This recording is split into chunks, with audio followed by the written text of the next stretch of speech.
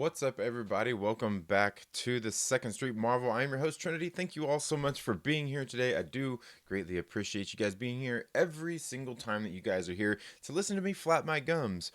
Now, I've been doing these morning movie chats for, I don't know, I would say, it's been a while now. It's been a while since I've been doing these morning movie chats, but like I've said in the past, I am going to be kind of switching some of that up here with the morning streams. I want to get some guests on here. Like I said, we've had Stevie J's Reviews, Mads Mama Bear on here to have some very good discussions. And, I was saying last week, I want to actually start making Wednesdays, since I probably won't be doing the morning movie chat on Wednesdays, since that is, new comic book day. I'll probably be doing a little bit more comic book commentary and things like that.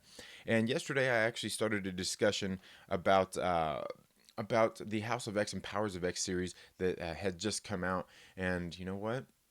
1 hour and I only planned for 1 hour, but even an hour and a half wasn't enough time to cover all the ground that I wanted to cover for the series that we've got, this new series by Jonathan Hickman. So I'm going to go ahead and continue that this morning. I realized there probably may not be as many people here for the chat as I'd like there to be, but that's okay. I totally understand everybody's situation. I mean, we're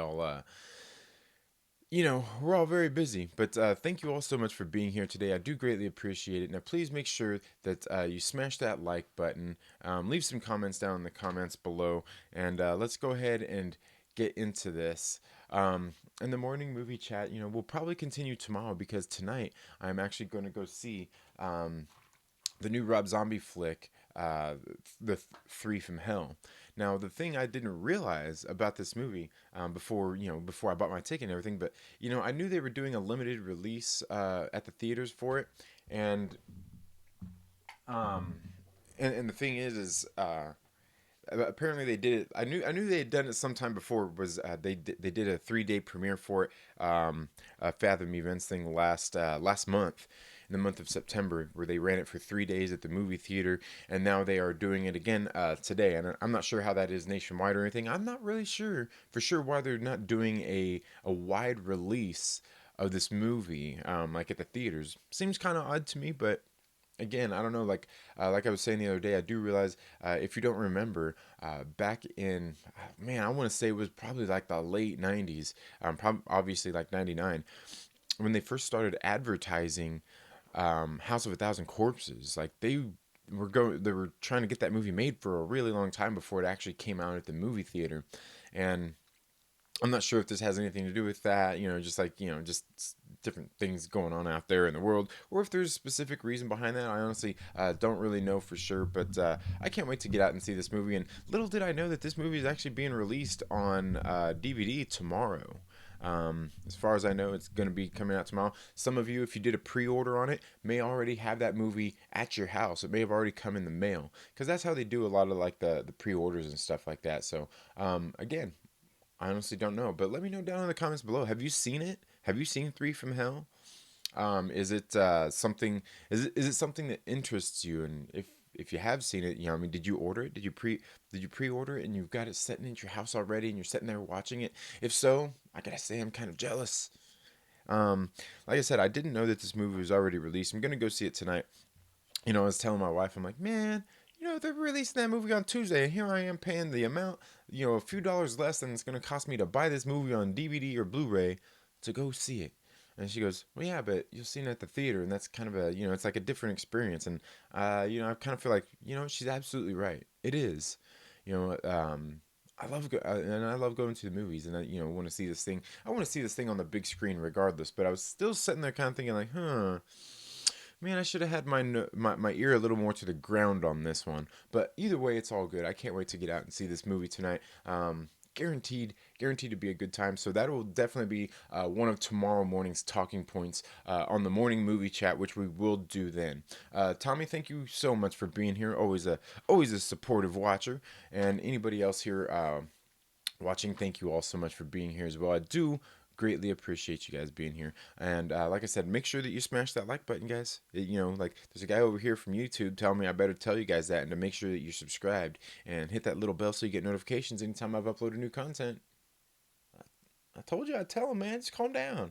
Dang, have a seat, kick back and relax. Anyway, you know how these people get out there, man. So anyway, great. Here we go. Oh man, my ringtone, my ringtone's gonna get me a content strike or a content claim, man. Um, So yeah, we're going to go ahead and continue the conversation from yesterday. And I do realize that it's early in the morning. Some people, it might be after, late morning for you. If you're out there on the East Coast, or if you're in other parts of the world, it might be late night for you. It might be midday. It's hard to say. It just kind of depends on where you're at in the world. But yeah, like I said, I'm going to go ahead and get things started here, talking about. This Jonathan Hickman run that he's been doing on the House of X and Powers of X. Like I said, we know just through everything that's been going on, man. This has been one heck of a it's been one hell of a ride, man. It's been one hell of a journey, and we got through, I believe, the first four issues just yesterday of this series. And man, it's a real trip of some of the things that have gone on throughout this whole series. And let's see here. Let me get all this stuff here ready to go. Let's see. Browse library series. Okay, here we go. Now we just gotta find. Sorry, I realize you guys probably can't see this right now, and it's probably kind of boring for you. But we're gonna go ahead and get here into these comics. There we go. There's House of X, and what we were discussing was the House of X series, and basically what's come about it so far. Um, Go ahead and get this all shrunk down, so then we can get this ready for you guys to see here. Is this thing ready? It's probably not ready. Let's see.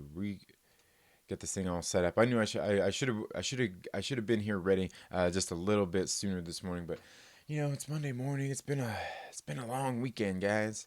But it's been a great weekend actually as well. So don't let me act to act like it hasn't been a fun and great weekend. But yeah, so here we go.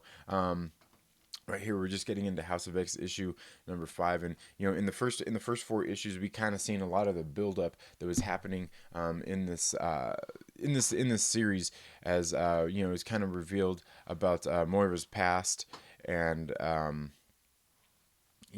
of like her mission out there to kind of change what's been going on with all the mutants, because we can see the mutants have always been pretty much under threat and persecuted by humanity. And so she goes and she lives all these lives, like she reincarnates. But we learned through some of the series so far, before we get to issue number 5, that we learn in issue number 2 that she does actually she reincarnates, but it's not something that happens every single time. Destiny actually came to her in during her third life, and said, because during Moira's third life, she actually went out there and made a vaccine that would kind of basically put the mutant gene, would make it lie dormant and not come to fruition in people who didn't want it. And that was kind of her argument, was saying, hey, I'm not against mutants. I'm making this so people can decide for themselves if they want this gene or not. And Destiny says, oh yeah, well, that's how it starts off. That's all good. Everybody's given the choice whether they want to be cured and not be mutants, and have the mutant gene basically not be in them, not be part of their bodies. And she goes, that's how it always starts out. But then at some point it becomes, man will become scared, and it doesn't become a choice. It becomes something they actually do to you. Um, and so she goes, she ends up being killed. And Destiny had told her, like, I can see your life. We're tethered together now. So in your next life, you need to join the cause. Otherwise, I'm going to come after you. And she pretty much gives her a warning, like, if you die before the age of 13, because they made that very obvious throughout the story, that, at the beginning, I believe it was in issue 1, that Moira, when she dies, her mutant powers manifest at the age of 13. And we all know that mutants, typically all their mutant powers manifest at the very beginning of at the very beginning of their adolescence, about the teen years. And it happened to Moira when she was 13. So she gave her a warning, saying, like, look, if you die by the time your mutant powers manifest, you ain't coming back. That's it. So do the right thing and join our cause, like help us out. You're one of us. Why are you working against us? Which is really kind of odd because we see that in Powers of X issue number 6, and I know I'm getting way ahead of myself here. In Powers of X issue number 6, the librarian actually goes and tells Moira kind of like almost the exact opposite thing as well, saying like, hey, we're going to become one with the failings. Once we get absorbed in this bigger consciousness, you won't die, you're going to live on forever, and then there's nothing you can do. While at the same time, the librarian is still sitting there kind of questioning, their place in the world too. It was really odd because the librarian is sitting there like here I am. I've worked this whole um, I've worked my whole life to get to this point, so we can join this higher consciousness and basically become gods. But at the same time, they're sitting there like, is this what I really want? And as the librarian is sitting there telling Logan and Moira this, you know, you could tell that the librarian was kind of questioning it, and I think the whole point was the librarian was saying, like, hey, this is going to happen no matter what. We've got plans to get one of you out of here. I believe it was Logan was talking about basically get you out of here. So you're going to live on forever, or was it Moira? It could have been both. But basically, because if Moira dies, it was telling Moira, I know that if you die, you can go back and prevent all of this from happening. And why would I want that to happen? And it was really, I don't know, it was one of those just little mind twists throughout the series of things that have been going on. So at one point, we know that if Moira dies too early in her life, she won't reincarnate and come back to her normal time and be able to change things. But then, also if she lives that long like she did, to year 1000 of the X-Men, she joins the Failings and basically becomes godlike and never dies at that point. So essentially, she's kind of in this, gets stuck in this place. Like, what do you do? Just some really crazy things going on in here. And let's go ahead and get into the live chats here. I see a couple of people more have joined in the conversation. We got Tommy, who's been here since we got started. Thank you so much again for being here, Tommy. Don Draper says, good morning, and good morning to you, Don. I hope you're doing well today. He says, here for a drive-by, hoping everyone's week is off to a great start. It is. And it's going to be a great and busy week.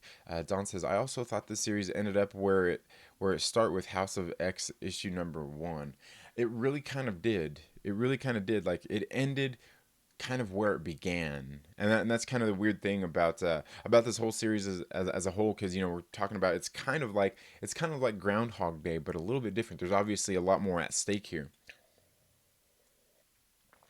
Um, so yeah, it definitely was. It kind of left off there where it started. Crazy, crazy, right? Comics on the Pyre, welcome to the live stream. Thank you so much for being here. Comic says Destiny was badass. Never seen her so vicious. And yeah, I'm not really familiar with the character of Destiny or anything, but the way she was handled in that issue number 2 was absolutely great. And that's something else that kind of. He also says, Comics on the Pyre says, seems mutant powers manifest at puberty. Yeah, exactly. Right around 13 or so. Yeah, around those early teenage years. And which is crazy because like Destiny was saying to Moira about like, hey, if you die before this point, that's it, you're done. And which is crazy because we see that in which is a risk that Moira actually took, because we seen that in her second life she hopped on that plane to go see Xavier and she died in a plane crash, which I still say that, man, that seems like, is that just coincidence, or did somebody actually plan that? Was there somebody out there experimenting in the larger scheme of things that knew something was going on? Like, hey, let's do this. Did that plane go down on purpose that had Moira on it? And, maybe that's a way, like, maybe, I was kind of wondering, maybe it's something that Destiny's seen as like, okay, well, let's see if this person is actually who we think it is. And maybe had something to do with that. And then, she goes on into her third life, and that's when Destiny ends up arriving there, along with with Mystique, which is kind of crazy. You know, that's really what started frying my brain later. Was like, did they have anything to do with that, killing Moira in that life? And then seeing, and then seeing how she did in her third life. Because then what's crazy is then we see that once she gets into her, God, what would that be, her fourth life, she actually went out and sought Professor Xavier even earlier. They said a whole decade earlier than than they had planned on meeting in the past, which actually brings up the question. It brings up the question, like, how soon did she seek out Xavier? How old was she? Was that before her mutant powers manifested? And basically, she could have put everything at risk if somebody else out there had known and could have killed her and prevented everything else that we got in the story. That's kind of what I was wondering. You know what I mean? Like, I just don't know. And just crazy stuff going on throughout the series. But yeah, so let's go ahead and get here into issue number 5. And like I said, issue number 4 kind of left us off after the X-Men had gotten to the Mother Mold. There was I believe creating the Sentinels that was going to be making a Master Mold. I could be wrong there. I could be wrong in different levels that it was at. But they showed up there to destroy it because it was orbiting the sun. They showed up there to destroy it because once that Sentinel there that it was actually making, that Sentinel was one that they actually had to destroy. Otherwise, because that's the one that's going to bring about is basically going to bring about all the Nimrods, which the Nimrods are the ones that are actually staunchly against mutants. And to me, like I was saying in one of my other videos before, was I kind of feel like the real enemy here is not just AI, the creation of AI, but actually is like the biotechnology, the bioengineering. It all really goes hand in hand, because once they do that, and they start, we see that there's the one character, and I can't remember her name all of a sudden, who was there helping the humans, who had basically been infected with this nano sentinel that eventually like takes over their body, and at some point you go from being human to part machine to full machine, and which is really quite crazy in the way all that's handled. But I really feel like that is the ultimate enemy, is by like the biotechnology and the AI, because neither one of them are inherently bad. But what happens is, of course, it's human nature's or humans' fear of mutants that is their ultimate downfall. If they could ever actually just live in harmony, none of this stuff would actually come to fruition. Just how I see it. Just how I see it. But of course, there's always going to be somebody out there who's going to be fearing the mutants, and this whole thing may just come about on its own anyway. But let me know what you guys think on that. So yeah, let's go ahead and 19K Fox, welcome to the live stream. Thank you so much for being here. Let's go ahead and get into issue number 5 here. And like I said, issue number 4 left off after pretty much where the X-Men had been successful in their plan of destroying that mother mold and exactly what it was doing, and sent it into the sun. Which one of the things I thought was cool, aside from Nightcrawler and Wolverine's will to stop this thing, when they went out there and destroyed that last caller, knowing that they were going to die, was absolutely great. And we see like the Sentinel was coming alive, it was coming online, and because they had started the boot up sequence on it, and it started talking trash to them. It was great. It was really great stuff. So yeah, let's go ahead and get here into issue number 5. Again, this issue was really great. It starts out with another one of these fluff pages with a quote that says, "Do you want to know the real difference between them and us? Until now, we were never given a chance." And I can't remember what issue this quote comes out of. But yeah, more of those fluff pages, and here we start off on Krakoa. And we start off, and I can't remember Lorna's mutant name here, but she's saying, "Is there any good humans? Is there any good in them?" And that's the crazy thing. And we could see that Magneto here is saying, well, they taught us some good stuff, and that is basically about a society. So there is the good things that come about out of all of it. The thing is people just can't seem to live in harmony. And what we see here, what we get here at the beginning of issue number 5 is kind of what's going to be like, the post, all the X-Men dying, on that mission, which they wanted to prevent anyway. They want to prevent the X-Men from dying. That's not what their goal is. They did everything they could to try to prevent having any casualties while they were out there on that mission. But they knew going into it, they knew that they were pretty much in a no-win situation. And then here's where we get all of the mutants that are coming in to help save the mutants who were killed, help bring them back. We learn more about Fabio Medina, or Goldballs. They're talking about, a lot of these mutants here. I believe it was these 5 of them. They always had these powers, and they were somewhat useful, but they really had no use to them. Nobody really knew what they were for. And that's where they find out here that what Fabio Medina had done, these gold balls that he could create, they were actually eggs. They were eggs that, when combined with these other mutants, when they get these 5 together, they can create new mutants. We see here they go to they say here with, when combined with a touch of Proteus, a little warp of reality, those eggs become viable, so they can grow new mutants. And it says after injecting them with the DNA that they had been getting, basically Sinister was the data collection for all of these, all this mutant data and the DNA that they had. Something that Sinister. Mr. Sinister had been out there doing in the first place. And then you add in Elixir, the life giver. He could kickstart the process of the cellular replication here, to create these mutants with the DNA that they had collected, right? So then you give Eva Bell the time. She can manipulate the time and make these embryos essentially grow faster. And then it says the truth is that on their own, these mutants would be incapable of the intricate dance necessary to pull off these Promethean feats. But hope is a great unifier. So basically, we see here where they're all coming together to make all of this stuff happen, to create these new mutants. And that's what we get a lot of here in issue 5 is them growing these mutants and rehatching them. And right here we get returned to something that happened in the first House of X issue, as these mutants are hatching out of these eggs that look very reminiscent of, say, like the Matrix. When Neo comes alive, and before he gets flushed out, because he was basically a bad battery at that point. We see them breaking free out of their shells here, and once again we get this.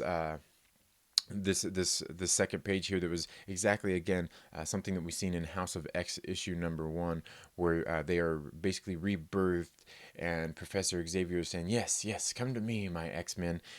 And then he starts imbuing them with their powers and their memories that he had backed up with Cerebro. And we get a little bit of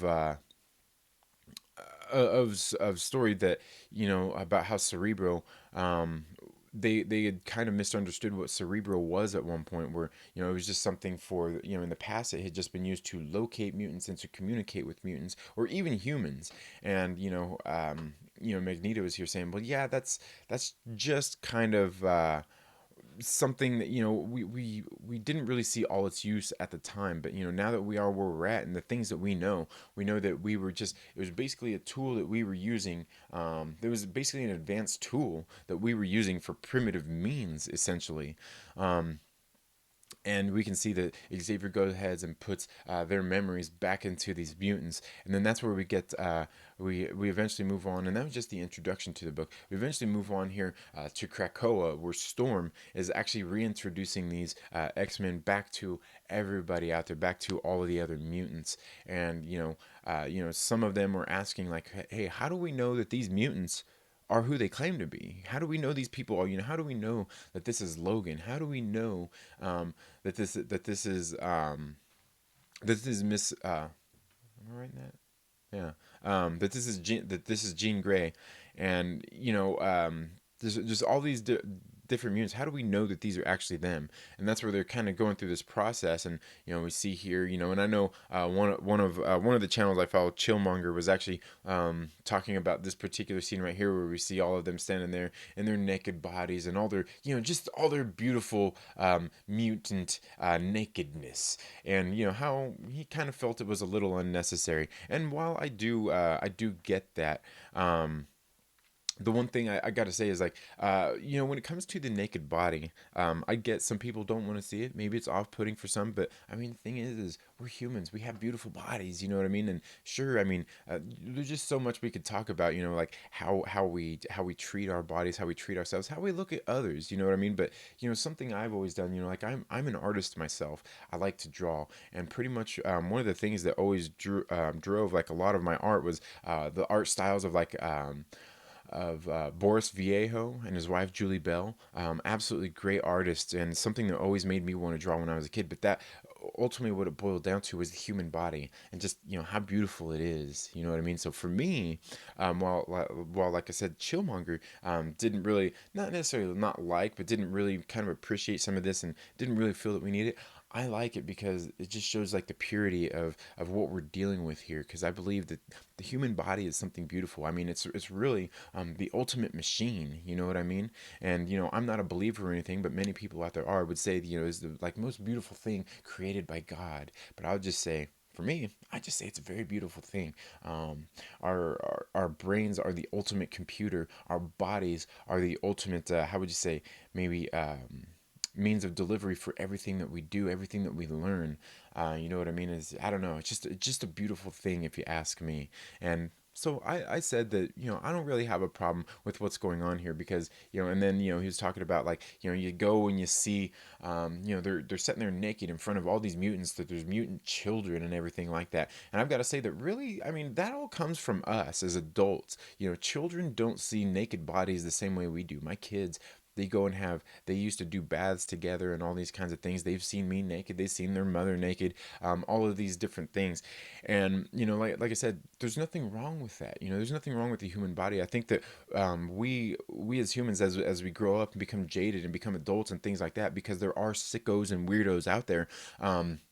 We're the ones that have actually taken it to that level where we're almost ashamed of our bodies and don't want to reveal them to others. And I get it too, because believe me when I say that, I'm not a naked person. I guess I kind of am, the older I get, but like I kind of, I think we all feel a little bit insecure about our bodies, and that's something I guess that's something I kind of appreciate out of seeing panels like this.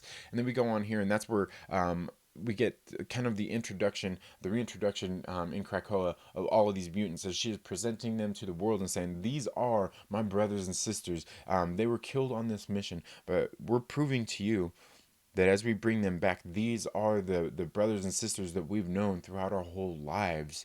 And that's kind of what they're doing over these next few panels, as they're bringing everybody back who was on that mission to go basically to the sun to prevent that master mold from being created, them sentinels that are going to end up stopping them. And yeah, and then here we just get some more conversation between Xavier and Professor X, just kind of just about everything that's been transpiring. And just like, again, really really great storytelling here, as they're reintroducing all these mutants here. Just great stuff. And here we get the resurrection. They're talking about they're going through talking about basically how this all came to be. They're talking about the genetic base, saying Mr. Sinister has an extensive repository of mutant genetic material that he has carefully assembled in recent years. And basically he was the one going out collecting all the DNA matter of all these mutants, and with the help of Charles Xavier, actually. And Xavier, we learned that in some of the Powers of X series. They had Cerebro refit and everything by Forge, who basically made Cerebro be more than just reading minds and tracking people down. They did so much more with it, where it actually absorbed their memories, and they were taking these memories so they could essentially put it back into these bodies that they were growing with the help of these other mutants who were working together, the five of them working together as a team to be able to do this. And they also go in here talking about how, like putting the mind back into these husks of the people. Like you got to you got to put the right mind back in the right body, otherwise we don't really know what's going to happen. And I think they ended up with a note talking about like it's never been done before, putting a different mind in a different husk. And I think they actually make note that it's been done twice before, and they don't really mention the two times when it's ever been done, which is just some interesting stuff here. But as they're at the UN, and the next we find him here at the UN, kind of celebrating that the UN has decided to go ahead and accept Krakoa as its own sovereign nation and different things like that. We see that Professor Xavier is there having a conversation with Emma Frost, saying like, I kind of got the feeling, that there was somebody there manipulating some of these people here at the UN to go ahead and go along with this. And and we see her just kind of saying like what are you getting at? Um, she says, "Are you accusing me of something, Charles?" And he says, "I just wanted you to know that I know." Basically, he knows that she was there, kind of manipulating these people. And he says, "And a grateful nation thanks you for your sacrifice." And the reason he's saying that is some other stuff that he says right up here. He says compulsion leaves an indelible mark on the victim, Emma. It also affects the one perpetrating the act. Dominating the will of another, you see, often comes with a cost. And that's what he's saying, that like basically she put herself at risk by manipulating these people, and the people that had been manipulated are, these victims, if you will, are basically going to have that in their head, and it's going to be in their memories. It's going to leave a mark on them. So definitely some very interesting stuff as they were there at the UN and being accepted as as its own sovereign nation. And then here we get some of the nations who had chosen not to join in this treaty. And we see, in Asia we got Iran, Madripoor, North Korea, and it says the reason for rejection, Madripoor, is political reasons, and we know Madripoor is, you know we know about Madripoor, right? And for Iran and North Korea, it was ideological. For Europe, Latvia and Russia, it was political. For South America, Brazil and Venezuela, it was political reasons why they didn't want to join. And Santo Marco and Terra Verde was ideological. And then Central America, Honduras, it was all political why they didn't want to join. And then in Africa, the nation of Wakanda says that they don't need the mutant drugs, so they don't need to play ball here. They just simply don't need them.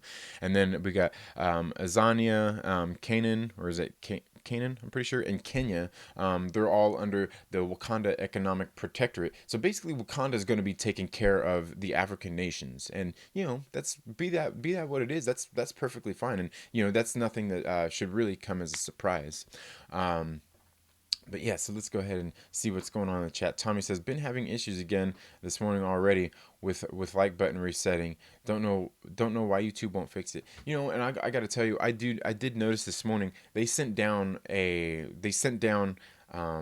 an update on their YouTube, definitely on the YouTube app on like my phone. But then probably I noticed the other day things were a little bit different even on YouTube on my browser as well on my computer. So they're probably just getting bugs fixed and updated and things like that. And I noticed the one on computer was a few days ago. It was probably last week when I noticed that. So just things changing, man. It's just what it is. Tommy says, I have a watch with Boris art on it. That's pretty cool. I've got like some of those knives from like the Franklin Mint my father had ordered when I was a kid that have Boris art on them. I've also got a bunch of calendars. Maybe I need to go out. I need to go out and see about getting some of those updated calendars. I got a bunch of calendars from when I was growing up that my father used to get of Boris and Julie Bell and their art. Just great stuff. I always really liked that kind of art. Like I said, I love the human body and I love seeing it. I love drawing it. It's just just such a beautiful thing, man. It's a real marvel, if you will.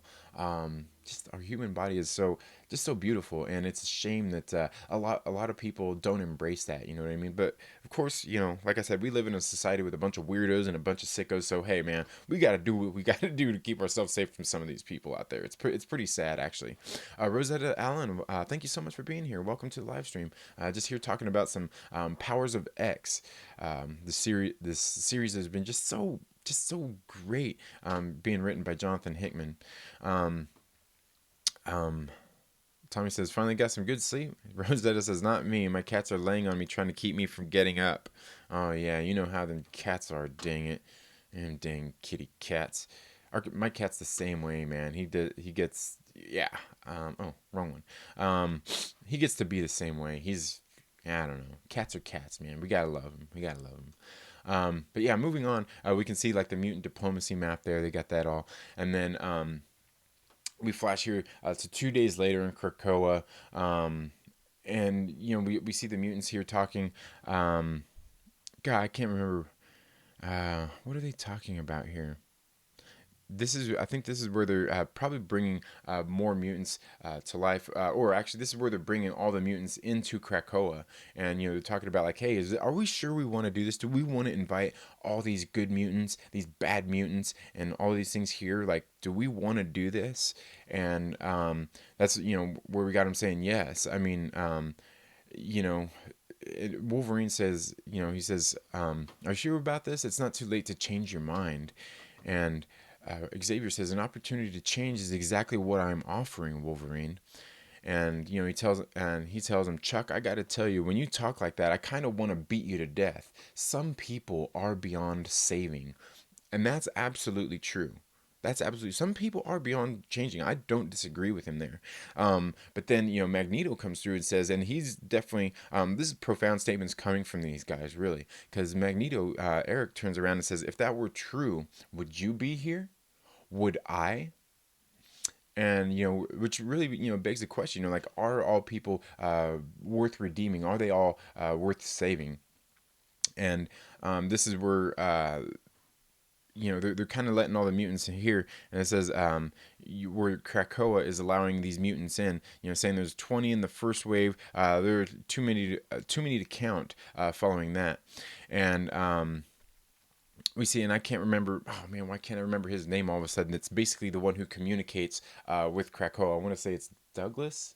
Um, he basically tells the operator here, Sage, says, ask Krakoa to turn the throttle off and just keep the gate open, saying, like, look, all the mutants are coming. Just tell them to open the floodgates, let them come in. For now, basically we can monitor it well enough as they're all coming in, because we realize everybody's coming into the fold here to be on Krakoa, because that's what we want. We want all the mutants here. This is basically their safe space where they can come and where they are welcome. Good, bad, doesn't matter. You're a mutant. We love you. Come and be with us. That's essentially what's going on here. And we see the arrival of Apocalypse and Mr. Sinister and just a lot of these basically traditionally bad guys. And and here we get Apocalypse here, just kind of talking about just about being there, and how he's kind of glad, and Wolverine, just some of the things that they're saying here, the conversation that they're having. Just how this is something that they're not going to be used to, is essentially what it boils down to. They're not used to being in this spot where they have a safe haven, where they have a place to call their own, where all mutants can be there and get along. Because we know, like, for the most part, the reason any of these mutants have ever been divided, the reason any of them have ever been divided, is because of humanity, and humanity wanting to basically persecute them and not treat them as equals or even superiors in this case. And that's really what's ever drawn the line between Professor Xavier and Eric Lensher, is humanity. That's ultimately been the dividing factor. Is humanity, we're basically Charles Xavier in the past has always basically wanted humans and mutants to get along and live in harmony. And we're Magneto, Eric Lensher, has always said, like, no, like, this is our world. Like, we're better than these people. We're dominant to these people. I'm not bowing down to these people ever. There's no reason I should have to. This is my world. Like, they lost it. We are humans who have evolved. We're Homo superior. And so that was the thing. Like, a lot of people here kind of coming to terms with that. Like, because they're not used to that. They're not used to having their own place. Like, because if you ever notice, that's the only reason that the mutants have ever fought each other was because of humans. It's not because, like, a lot of these mutants just have problems with each other. It usually just comes down to their ideologies and how they dealt with humans and things like that. So it's really quite crazy. And Apocalypse gets there and they ask him, like, hey, is all this going to be a problem with you? Are you going to, like, are you cool? Like, what's the deal? And that's basically what Apocalypse is there for. He's there saying yes. He's happy to be there, and he is welcomed with a handshake from Charles Xavier. Man, I'm telling you, like, look at the art on this, man, and just some of these panels that are in this book are just so damn amazing.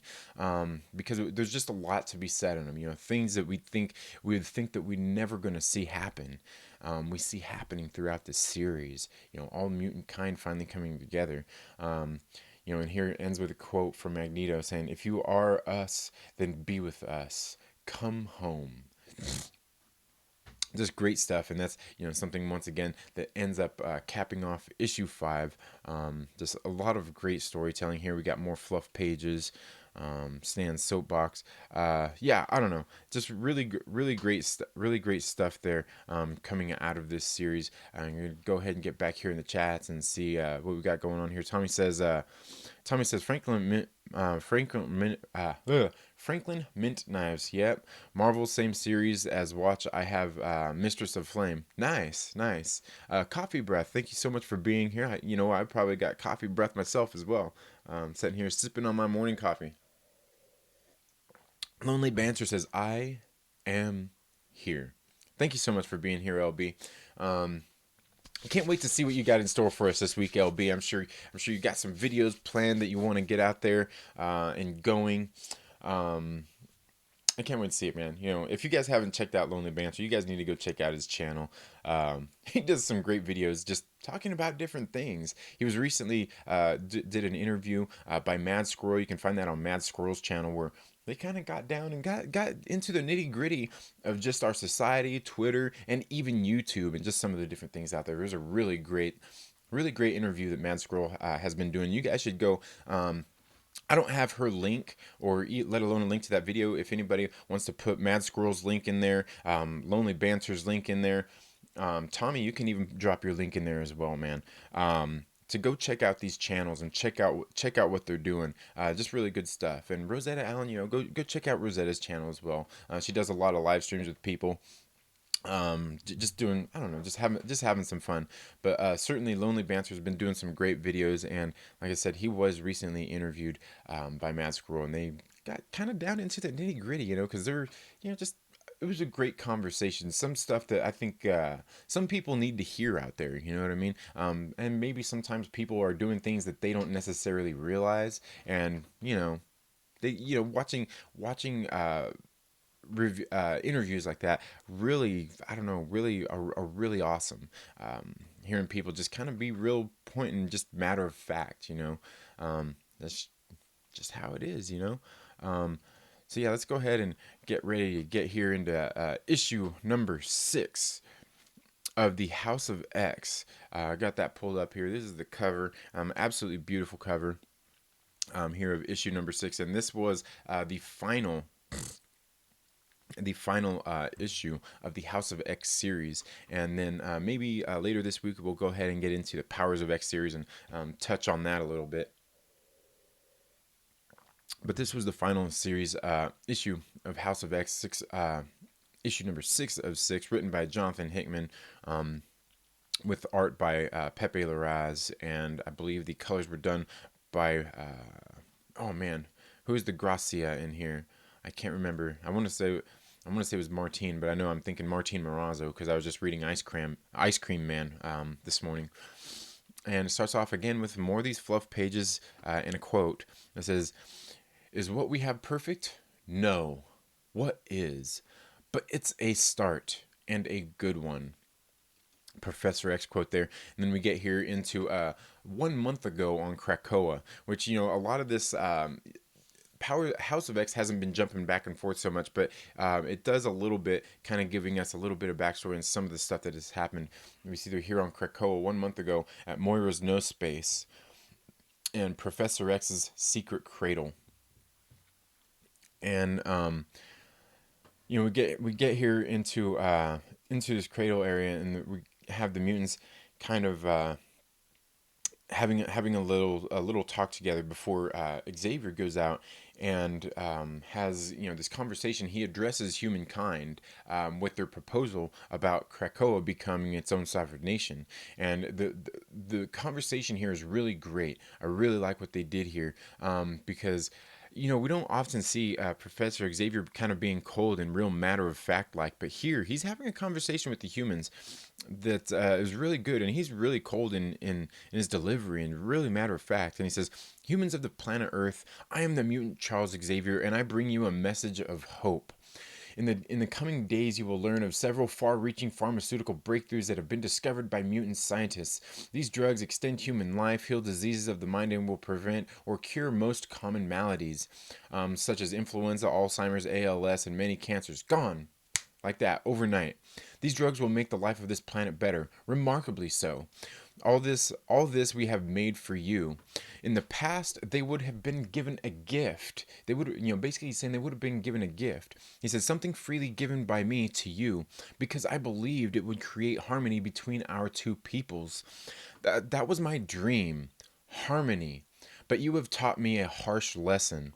That dream was a lie. You see, all I ever wanted was peace between humans and mutants. All I ever wanted was to love you and for you to love us. We wanted to save you, and we did, many times. But in return, all you did was stand by while evil men killed our children. Over 16 million of them. So there will be no gift, for you have not earned it. We will, however, let you pay for it. In return for two things, we will provide you with the means to have a better life, one without pain or suffering and full of hope, and it will cost you so little. First, you must accept the island of Krakoa as the nation state of all mutants on the planet. We will happily go through the same process as any newly formed nation within the United Nations, but there is an expectation that our sovereignty will be recognized. Second, all mutants by birth can claim Krakoan citizenship, and with that citizenship, we expect a period of amnesty, so that those who have been singled out as criminals or punished and imprisoned by humans can overcome man's bias against mutants. From this day forward, mutants will be judged by mutant law, not man's law. These are simple demands, and they are not negotiable. In return for making our lives better, we will do the same for you. And if you find yourselves asking, who are these mutants? Do you think they can dictate terms to us? We are the future, an evolutionary inevitability, Earth's true inheritors. You closed your eyes last night believing this world would be yours forever. That was your dream. And like mine, it was a lie. Here is a new truth. While you slept, the world changed. And that was pretty much it. Just a really great commentary here. And what we see here is we see some of the people as he's addressing them. We see here at the top of the panel, we see, and I can't remember this person at the very top. I can't remember her name now. All of a sudden, it slips my mind. We were talking about it yesterday, and it's still morning time, and I'm almost done with my coffee, so that's not an excuse. But we can see she's sitting there, and you see her hand where it's not fully formed into being. It's really crazy because they were talking about nano sentinels and how the human body accepts them and all of those things, and just kind of the progression of it. And then we go down here to the doctor and her husband, who were actually the people who were putting the Orcus Protocol into play, who had kind of developed all of those things. And then right here, I'm not sure, in this third panel down, this orange one right here, I'm not sure who exactly this mutant is, but it is either definitely a mutant or one of these nano sentinels that has infected one of the people. And yeah, just like I said, really great stuff. Okay, Marte Gracia was the colorist, and David Curiel. Really great stuff here going into issue number 6 of the House of X. And here's where we get the Quiet Council of Krakoa. In one of the previous issues, they showed us who was going to be on the council. They showed us a few of the people with a lot of the names blacked out, and here we get who all the Quiet Council of Krakoa is going to be, except for the Red King. We don't know who the Red King is. Now you can go and look up and find out who the Red King is, on Wikipedia or anything. The Red King, like in name, was basically the person who was, you remember Planet Hulk. Remember that story, Planet Hulk? If you're a normie and you're into the movies, it would have been essentially who the Grand Master was on in the Thor Ragnarok movie. But things were quite different in the comic books. The Red King was actually the ruler of that planet. In my the name of the planet escapes me now all of a sudden, but was that but I have a feeling that's not who we're talking about here. But we got the Black King Sebastian Shaw and the White King Emma Frost, and we don't know who's going to be the Red King here. But then we also get this story about the great captains, talking about while the Quiet Council is recognized as the ruling authority on Krakoa, when there is a state related excursion or in times of conflict or war, the great captains of Krakoa assume the responsibility of defending the state. It says, in the field, a captain has total control. Among the captains, the captain commander is considered first among equals. So basically, all these people here at the bottom, 15, 16, 17, and 18, who are Cyclops, Gorgon, Bishop, and Magic, they're all equals, but and they all have that, but there is one that's above all of them, the captain commander, and that's Cyclops. And I think a lot of us would probably agree that that's rightfully so, that he is the person that's going to be kind of in charge of everything in that particular instance. um, let's see here. Let's see. Lillian Banter says, "You are so sweet."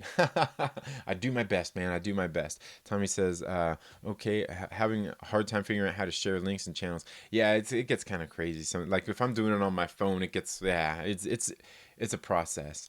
But aggressively relaxing says, "Mutant powers, but need the White Queen's mutant powers, but need the, did I miss one here? I didn't. Okay. Mutant powers, but need the White Queen's distribution. We have portal flowers, and we have portal flowers and oh yeah. Well, yeah. When it comes to the flowers, in case you guys don't know, in case you guys missed yesterday's live stream, there are different flowers that do different things. Like there's basically flowers that can create another branch of like an extension of Krakoa and grow like a whole Krakoan habitat. And then there's these portal flowers that basically grow portals that can help you jump to and from Krakoa at any time, or any of these other to any of these other portals. And then I can't remember what the third flower was. I'm thinking maybe the third one was just basically temporary portals. I could be wrong there. I can't remember. That was so long ago. That was yesterday when we were talking about that. But yeah, Ryan Kennel, what's up? How you doing, man? Rosetta says, "Common folks dropping some likes for second." Yeah, drop some likes in there, man. Just drop some likes. Karina. Yes, yeah, Karina was the name of that. I guess it was essentially one of the first nano sentinels out there, as far as we know. A human who had been injected with this nano sentinel technology that eventually takes over their body. Oh, Karima. I think it was Karima, wasn't it? It was something like that. Yeah. Yeah, I think you're right.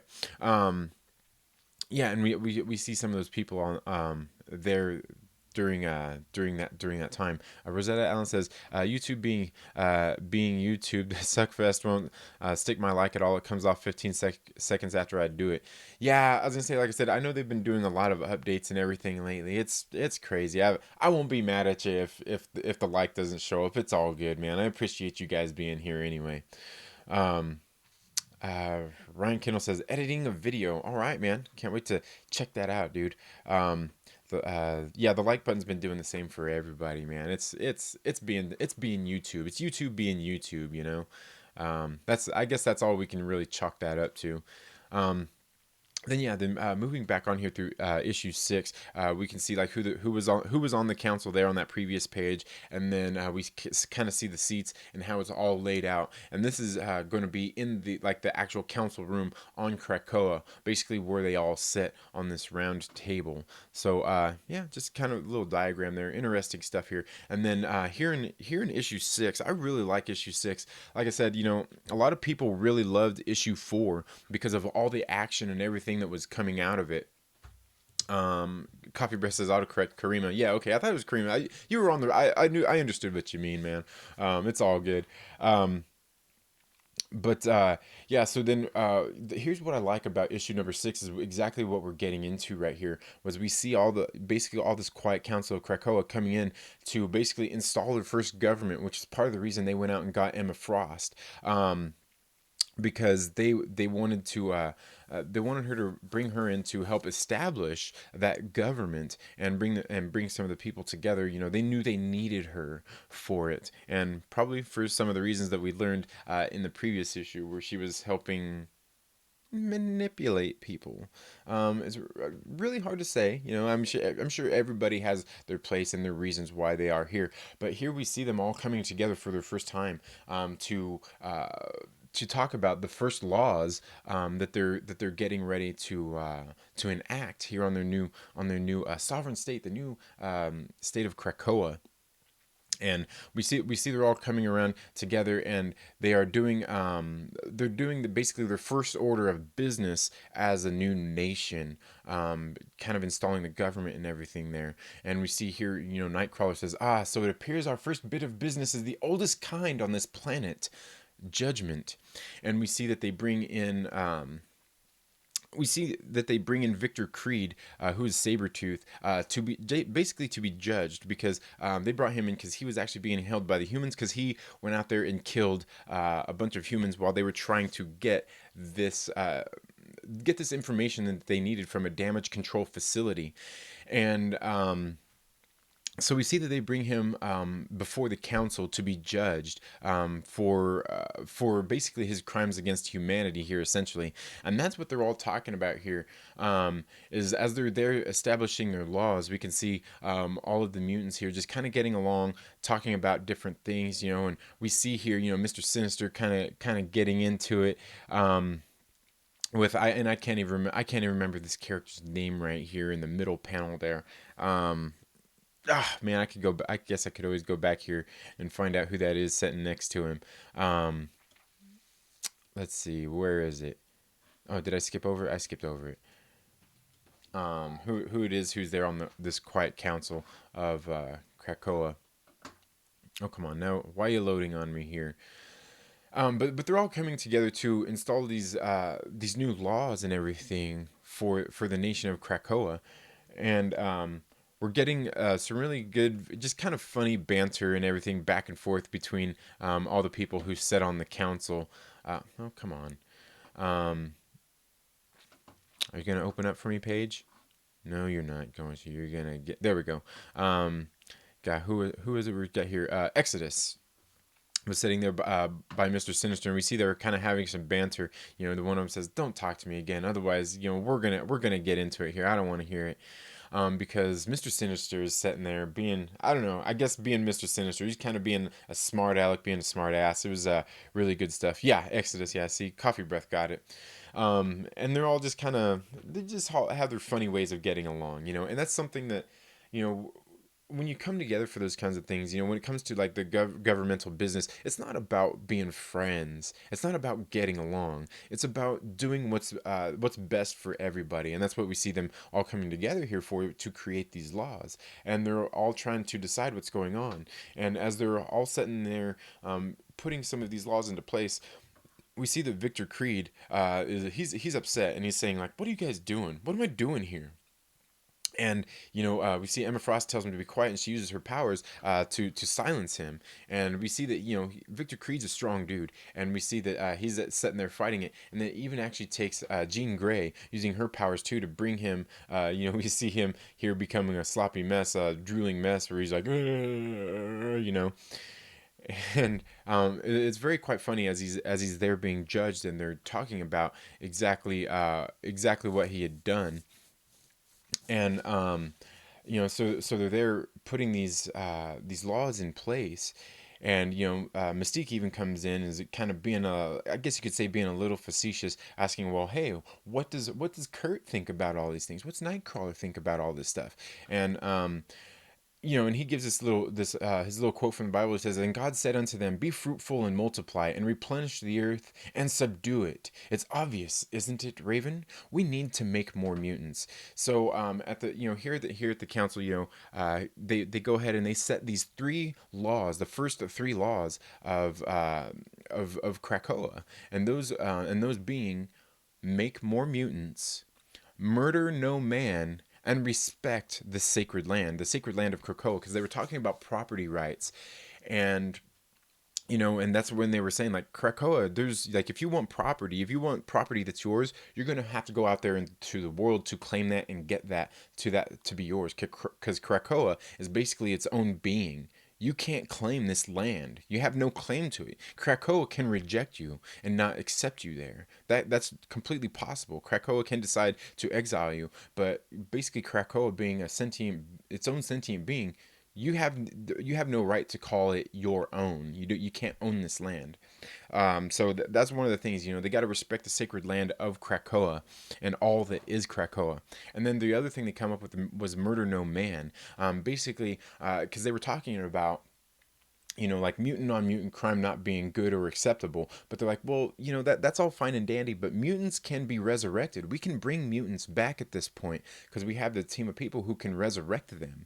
So that's really no issue. They were saying that basically the real crime is killing a human, somebody that can't be brought back, somebody we can't resurrect. So that's like the highest crime that any mutant can commit, is murdering a human being. Plus, that's not what they want anyway. They just got recognized as a sovereign nation and all these kinds of things. They're not wanting a war with humanity. They already know they're better and more dominant than humanity. So that's why this law comes to be about murder no man. And that was one of the laws that Sabretooth had actually broken, and I believe we get a little more into here. And the other thing is make more mutants, because they need to multiply. They need more of them.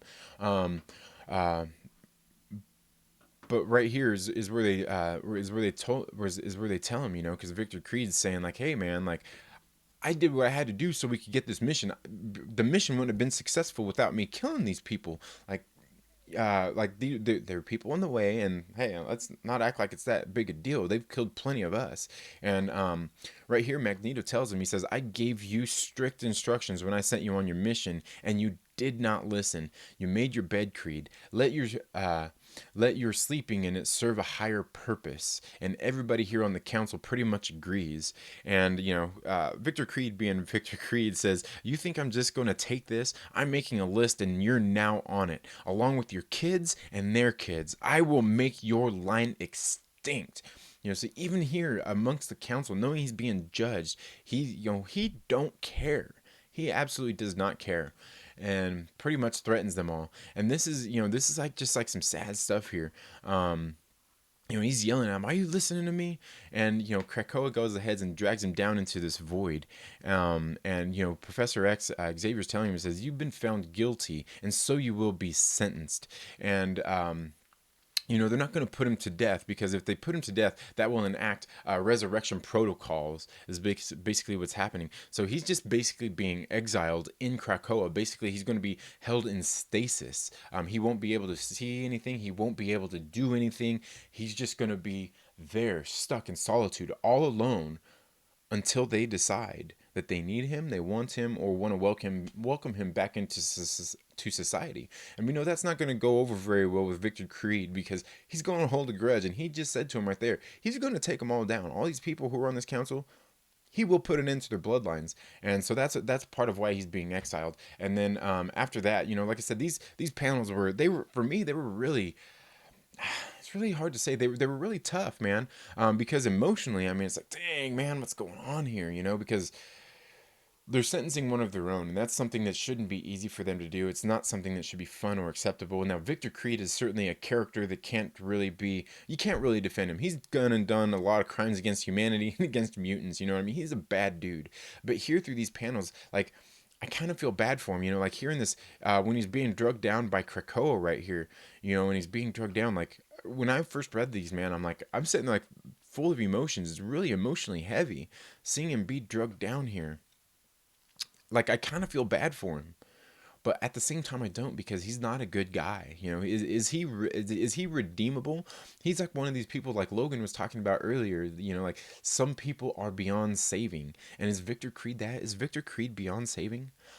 I honestly don't know. I don't think so, but the thing is here, with everything that's been going on, like, I feel for him. I feel for the guy. He's being judged and he's being sentenced to probably like one of the worst things that could happen, being stuck in solitude, away from nobody, no contact with anybody. He's basically stuck in a dark room, and that's not easy for anybody to get through. The average human mind would crack during those, during something like that, and that's probably why, like, they put astronauts through all the tests and everything that they do, before being sent off into space and stuff like that. And that's what we see here, and it was quite sad seeing these panels, seeing him drugged down there and falling into nothingness. Again, he's not a great or redeemable character, but it's still sad seeing this happen. And then, then we get a lot of this great, just some more great narration by Xavier, and he says, "It's distasteful, I know, this business of running a nation." He says, "I pray that we never get used to it, that we never grow cold from it, that we never learn to love it. It's been said that when a parent has a child, they never get a good night's rest again." And that's one of the things I really like about this is, he's saying that this isn't going to be easy for any of us. This was hard for some of us to do, while some of us, we're just kind of disconnect, like, good, send this good riddance to this guy. That's how some of them feel, while some of them, even like a character like Nightcrawler, while he guaranteed he has his biases against Victor Creed, this wasn't easy for him to do. It's something easy to accept.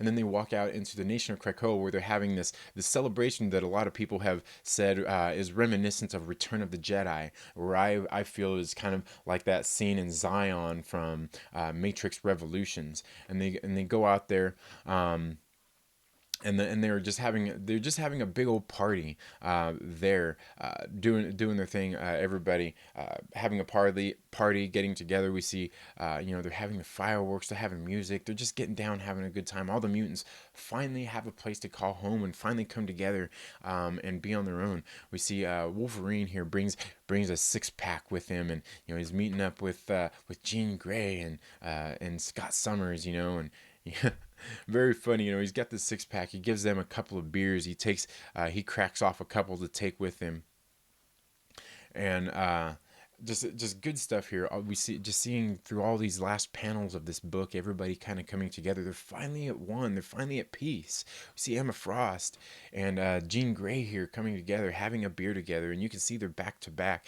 She takes the beer, and it seems like they're finally happy. You know what I mean? There's just been so much, things going on between a lot of these characters, in the just the rich history of the X-Men, and see them come together in this way. I mean, it's almost tear worthy. You know what I'm saying? Like, it's really emotional. And, me not even being fully invested in the whole history and the lore of the X-Men, even I see these panels and I'm just like, man, this is just great stuff, man. This is just great stuff. Great storytelling, great art, great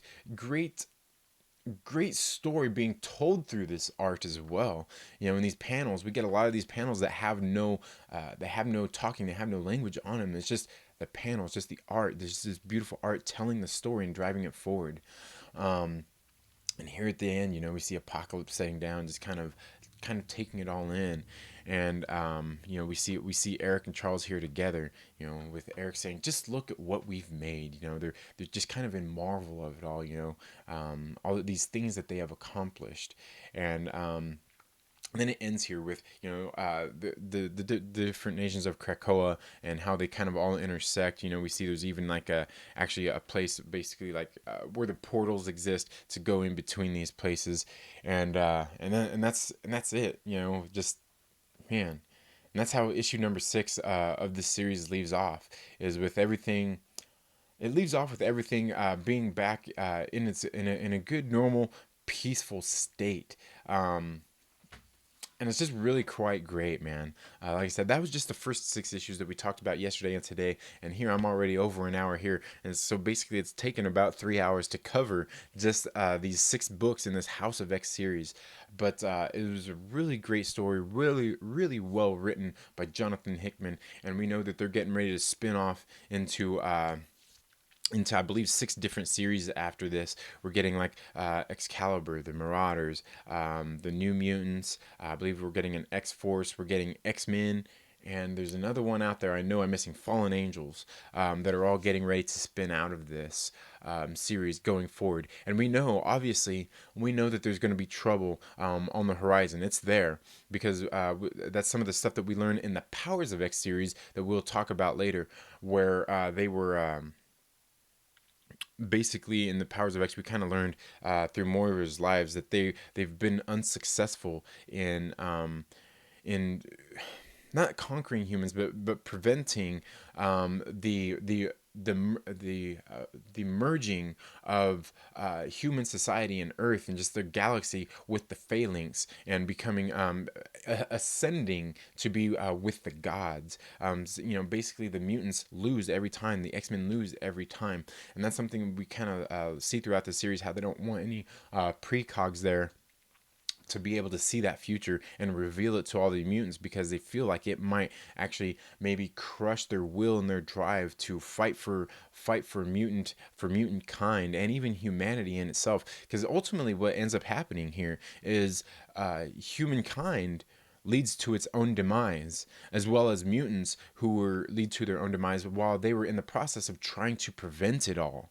And that's just the crazy thing. And God, who was it that said here earlier? It's crazy how the end of the series basically ends right where the beginning of the series picks up as well. It's absolutely great stuff, man. Great, great writing here throughout the series. Um, let's see.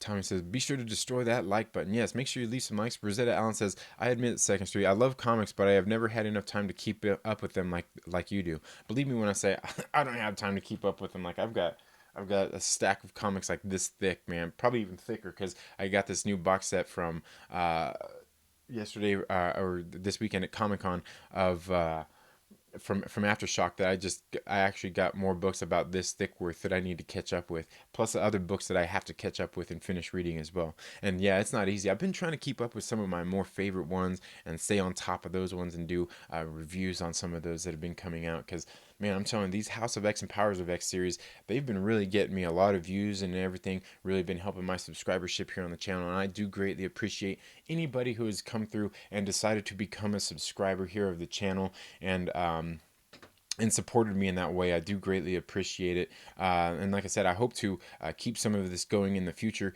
as I believe we're getting Dawn of X this week, or maybe it's the new X-Men series kicking off this week, and each consecutive week until I think probably over the next 6 weeks, until all of these series have all come out that are getting ready to spin out of the House of X and Powers of X series. But yeah, guys, man, I don't know. Have you guys been keeping up with the House of X and Powers of X? Let me know down in the comments below. I certainly understand if you haven't, man. Like I said, it's a lot to keep up with. So yeah, guys. Again, oh man, where did I put? Okay, here we go. And again, like I said, my channel has really been growing with some of these, with a lot of these reviews and things talking about the House of X, Powers of X series. And if you're one of my new subscribers, I do thank you so much for subscribing. And if you'd like to, you could always become a Patreon supporter. There are some links down in the description of this video where you can go and send direct donations via Streamlabs, or you can even become a Patreon supporter. You can send a one-time donation through Patreon, or you can become a monthly Patreon supporter, where it automatically deducts money out of your account once a month, and you can join for as little as $1, up to $5, $10, all the way up to however much you want to donate per month. Now, like I said, I've talked about this in the past. If you want to become a Patreon supporter, please just you don't have to do the 5, 10, $20, anything like that. I do greatly appreciate that, and I appreciate everybody who decides to join some of those higher tiers, as what I'm going to be doing with that money is upgrading some things here on the channel. Like you see the background with me right now, I'll probably get a bigger green screen so I could do some cool stuff with backgrounds. I also need to upgrade some lightings and things like that, and again, it's not anything that's expected. If you want to support, you can join at the $1, because believe me, that dollar still helps as well. And part of the reason I started doing that was because, a lot of people out there on YouTube, as they get to 1,000 subscribers and become monetized, what that's all about is basically what happens once you get monetized. Aside from getting a community tab, which is what I'm really after in the first place, is getting that community tab, is you can be monetized through AdSense, and you get to basically make money on your videos by putting ads in them. And my whole philosophy has been like, if I get to 1,000 subscribers, I probably still don't have the kind of traffic that I really want and I'm seeking out of this channel. But it's growing, and I understand that I'm a small channel.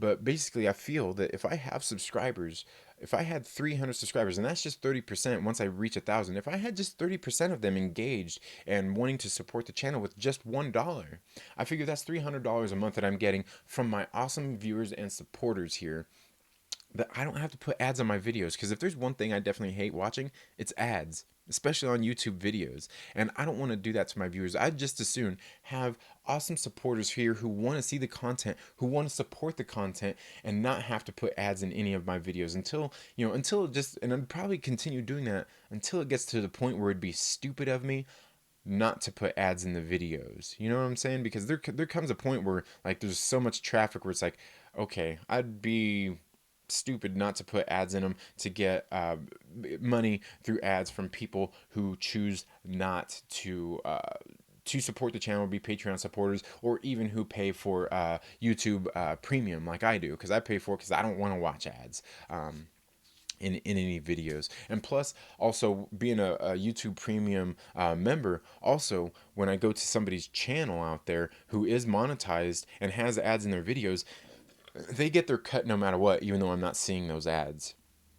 So that's why I've started the Patreon and those kinds of things. And I do appreciate all of the people here that you can see being listed here throughout the bottom of the video. A lot of great supporters, great people. I do appreciate every single dollar that they have donated to the channel. And I am almost at the point where I can get that new green screen. I think just a few dollars away, as a matter of fact, as long as Amazon hasn't gone up on the price or anything of the green screen that I'm wanting to buy. But yeah, like I said, there's great supporters there. Again, I do appreciate every single one of them. Let's go ahead and get here in the live chats and see what everybody else here says. Tommy says, I remember those commercials. Always cracked me up. Oh man, which commercials was it I was mentioning? Oh man, Cover Bear says, right? Exodus, yeah, Exodus. He said, I got you, bro. Love that panel work. Yeah, and the panels, man, I'm telling you, just like this comic was really well done, man. And some of it I didn't absorb at the time, like seeing some of the different art in the panels and exactly what they're getting off. Because like you can see, while they were there judging. While they were there judging Victor Creed, you've seen at first Magneto had his helmet off. Until it came to a certain point, he put it back on his head. Why did he do that?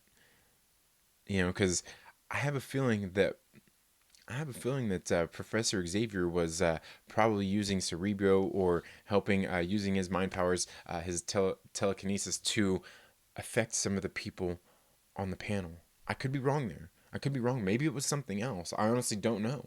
But it's just, some of those things that you see in the panel, where Eric, he's just like, whoop, whoop, yeah, not time for that. Coming through. So I don't know. Maybe he put it on because he realized Charles was manipulating everybody, and he didn't want that to happen. Really hard to say.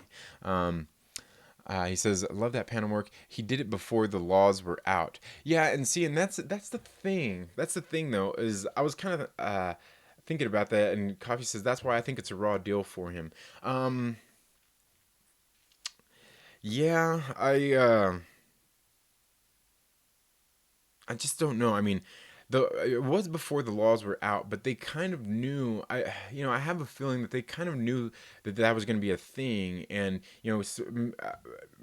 Eric in there specifically says, "I told you." He's like, "I gave you very specific orders not to kill anybody." And maybe that's why he has his helmet on, because maybe he was lying, and he didn't want Xavier to see that he was lying.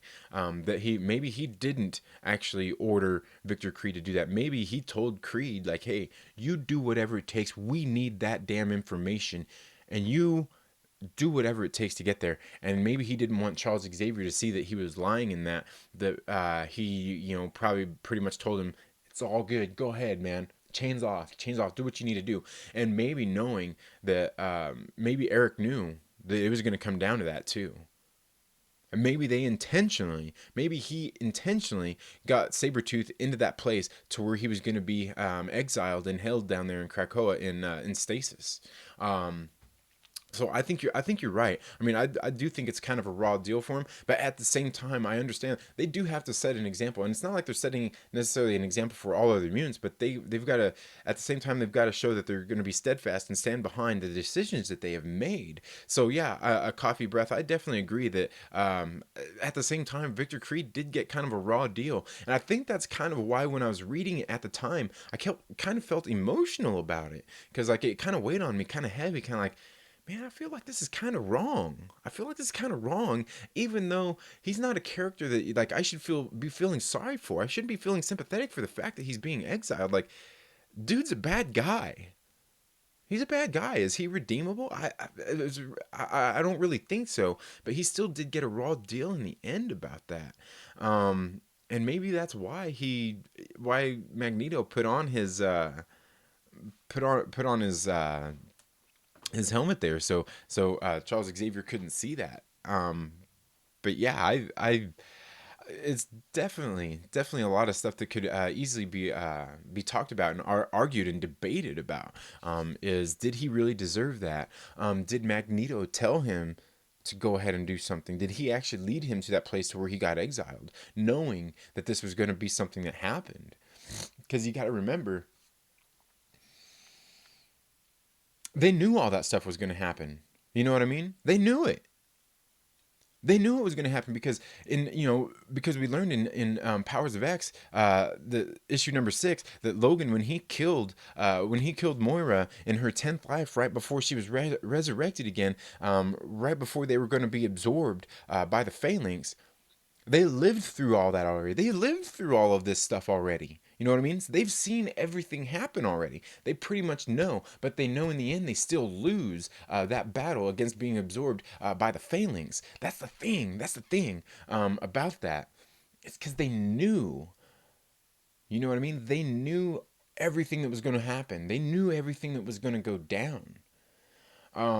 So, I mean, he did get a raw deal. And Magneto very well could have known that some of this stuff could have been prevented. They could have went and done some stuff differently. And hey, I'm going to get Victor Creed put into solitary confinement and be exiled. It could have easily, very well been on purpose. And that's probably why he puts on the helmet there, so Xavier can't read his mind, because he may have intentionally made that happen and let it happen.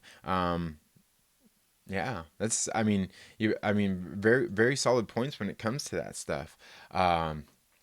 Man, and again, that's just some of the great writing that's going on here, and just kind of the way the stories bounced back and forth in that Tarantino-esque style.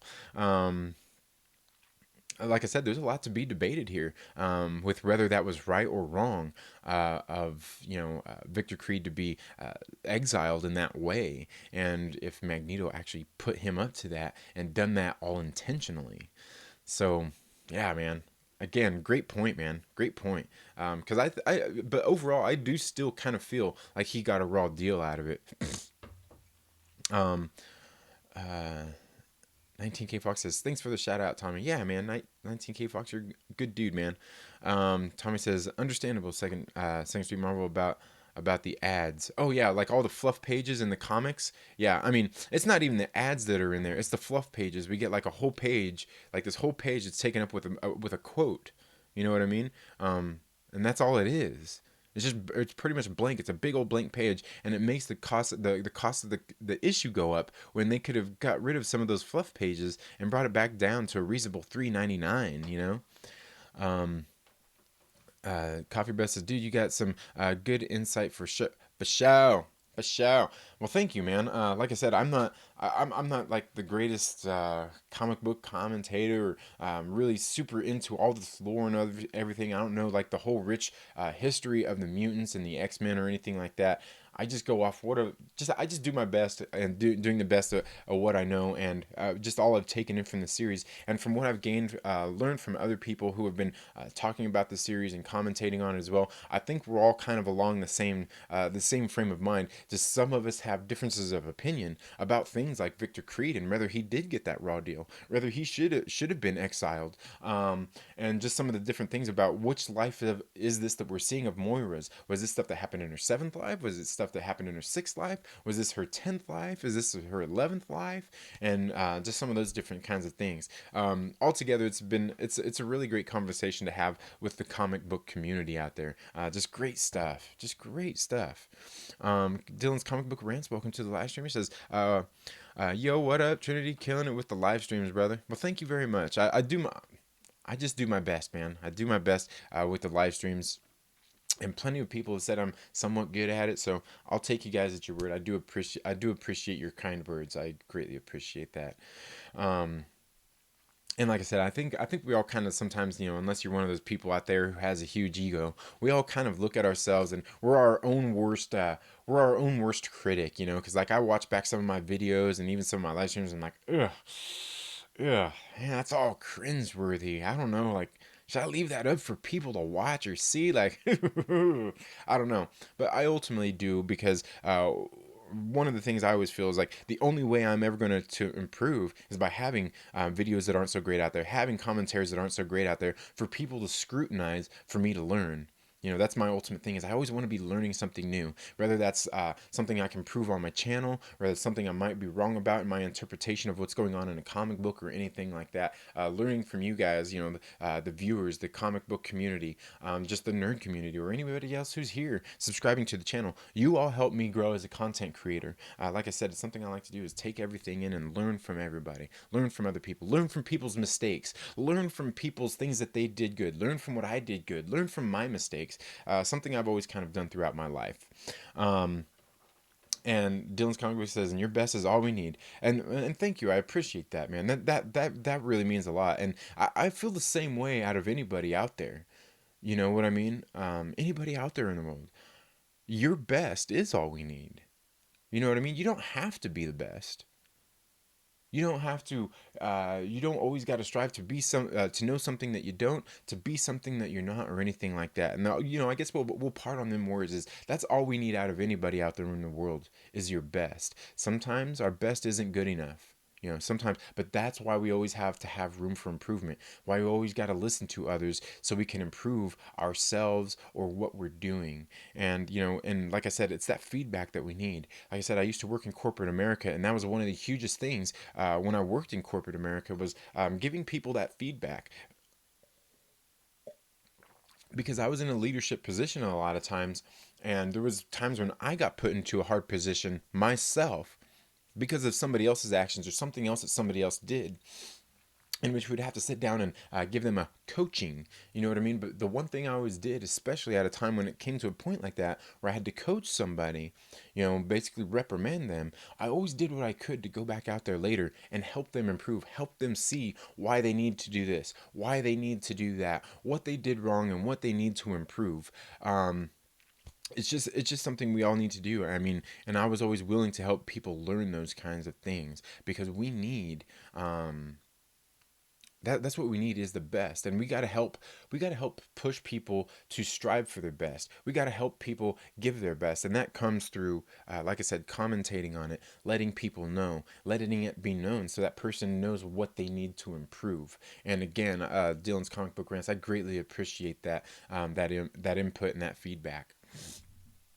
um Dylan's comic book rant says, "I'm all right, just waking up a little late in the day and getting some editing done for a video today." Oh man, that can be some of the fun stuff is the editing, right? That's why I've tried to get better in my making videos and trying to get them done in one shot. You see, like if you go back and watch some of my past videos, say even like a month and a half ago, I do a lot of cuts and a lot of edits.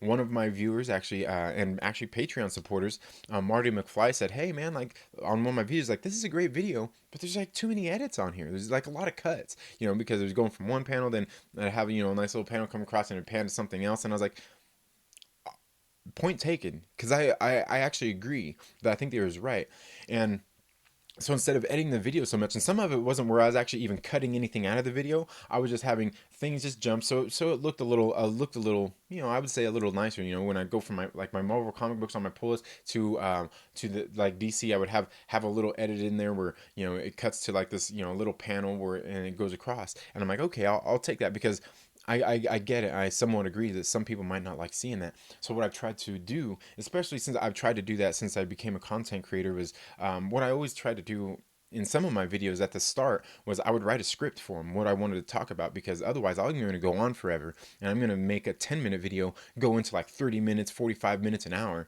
just because of all the nerdy things I want to talk about and getting into it. So what I did was I would write a script and I would rehearse it. I would rehearse it several times, just like an actor. I would rehearse it several times over before I actually sat down to record the video. I'd have it in my memory, and then I would still have, like a guide with some bullet points, just in case I kind of forgot some of it. And that was, just through improving in that way, through feedback from my viewers. And then also, like with the edits and everything, I kind of learned from that too. I'm like, okay, yeah, I get that. Maybe I do need to edit less. So what I've tried to do is think about what I'm going to say in my video before I say it or before I get into it, and then also kind of trying to keep a natural flow to it and not putting all the little the ands, the ums, the ahs, the ooh, just like all that kind of stuff that we normally put into, that we normally cut out of videos, and cutting them out, trying to do my best to cut that out, because when you see people going up and giving a speech, you don't want all that stuff in there, all those ands, the ums, the little things that just like little things that kind of take you out of it. Or maybe the person is just a good speaker and maybe they don't speak that well, and just cutting these little things out that make it more presentable for an audience out there that's viewing it. And it's certainly not anything that's easy to do, and you can still see that I got plenty of ands and ums and all that kinds of stuff throughout some of my videos. It's just something my mother even stressed when I was growing up about cutting those out, because, and she didn't say it doesn't make you seem smart or not intelligent or anything. It's just kind of, it's something that breaks what you're trying to say, when you want it to just have a natural flow. So that's why I've tried to improve my videos in that way, is just like having a conversation, like I just recording them like I was having a conversation with somebody and just running with that. So I've been trying to improve on in that aspect, about trying to do less edits, trying to get everything out in one take. And by no means is it easy to do, but I think what benefits me is the fact that, like, I'm not scared of public speaking. I'm not scared of being in front of a crowd in that way, and trying and doing my best to convey my message without all those breaks and things inside of it. And it certainly hasn't been easy. But again, I've been in, when I worked in corporate America, I was in leadership roles where I had to do that, where I was in front of a good group of people and had to make presentations and talk to people.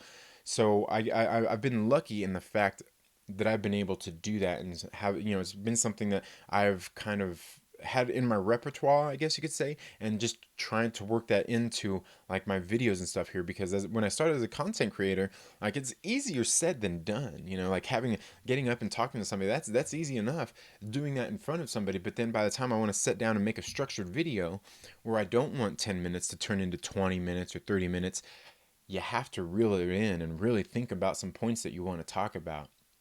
And improving in that way hasn't been easy, but luckily, I guess you could say I kind of got the gift of gab in that way, where I've been able to make that transition, and it's been a little bit easier. And like I said, through feedback from you guys, through the viewers, subscribers, and things like that, people who come and leave comments on my videos, I feel I've been able to improve, at least somewhat, and had somewhat success in improving some of those things. And if there's ever anything that I need to improve on, that you feel I need to improve on, please let me know.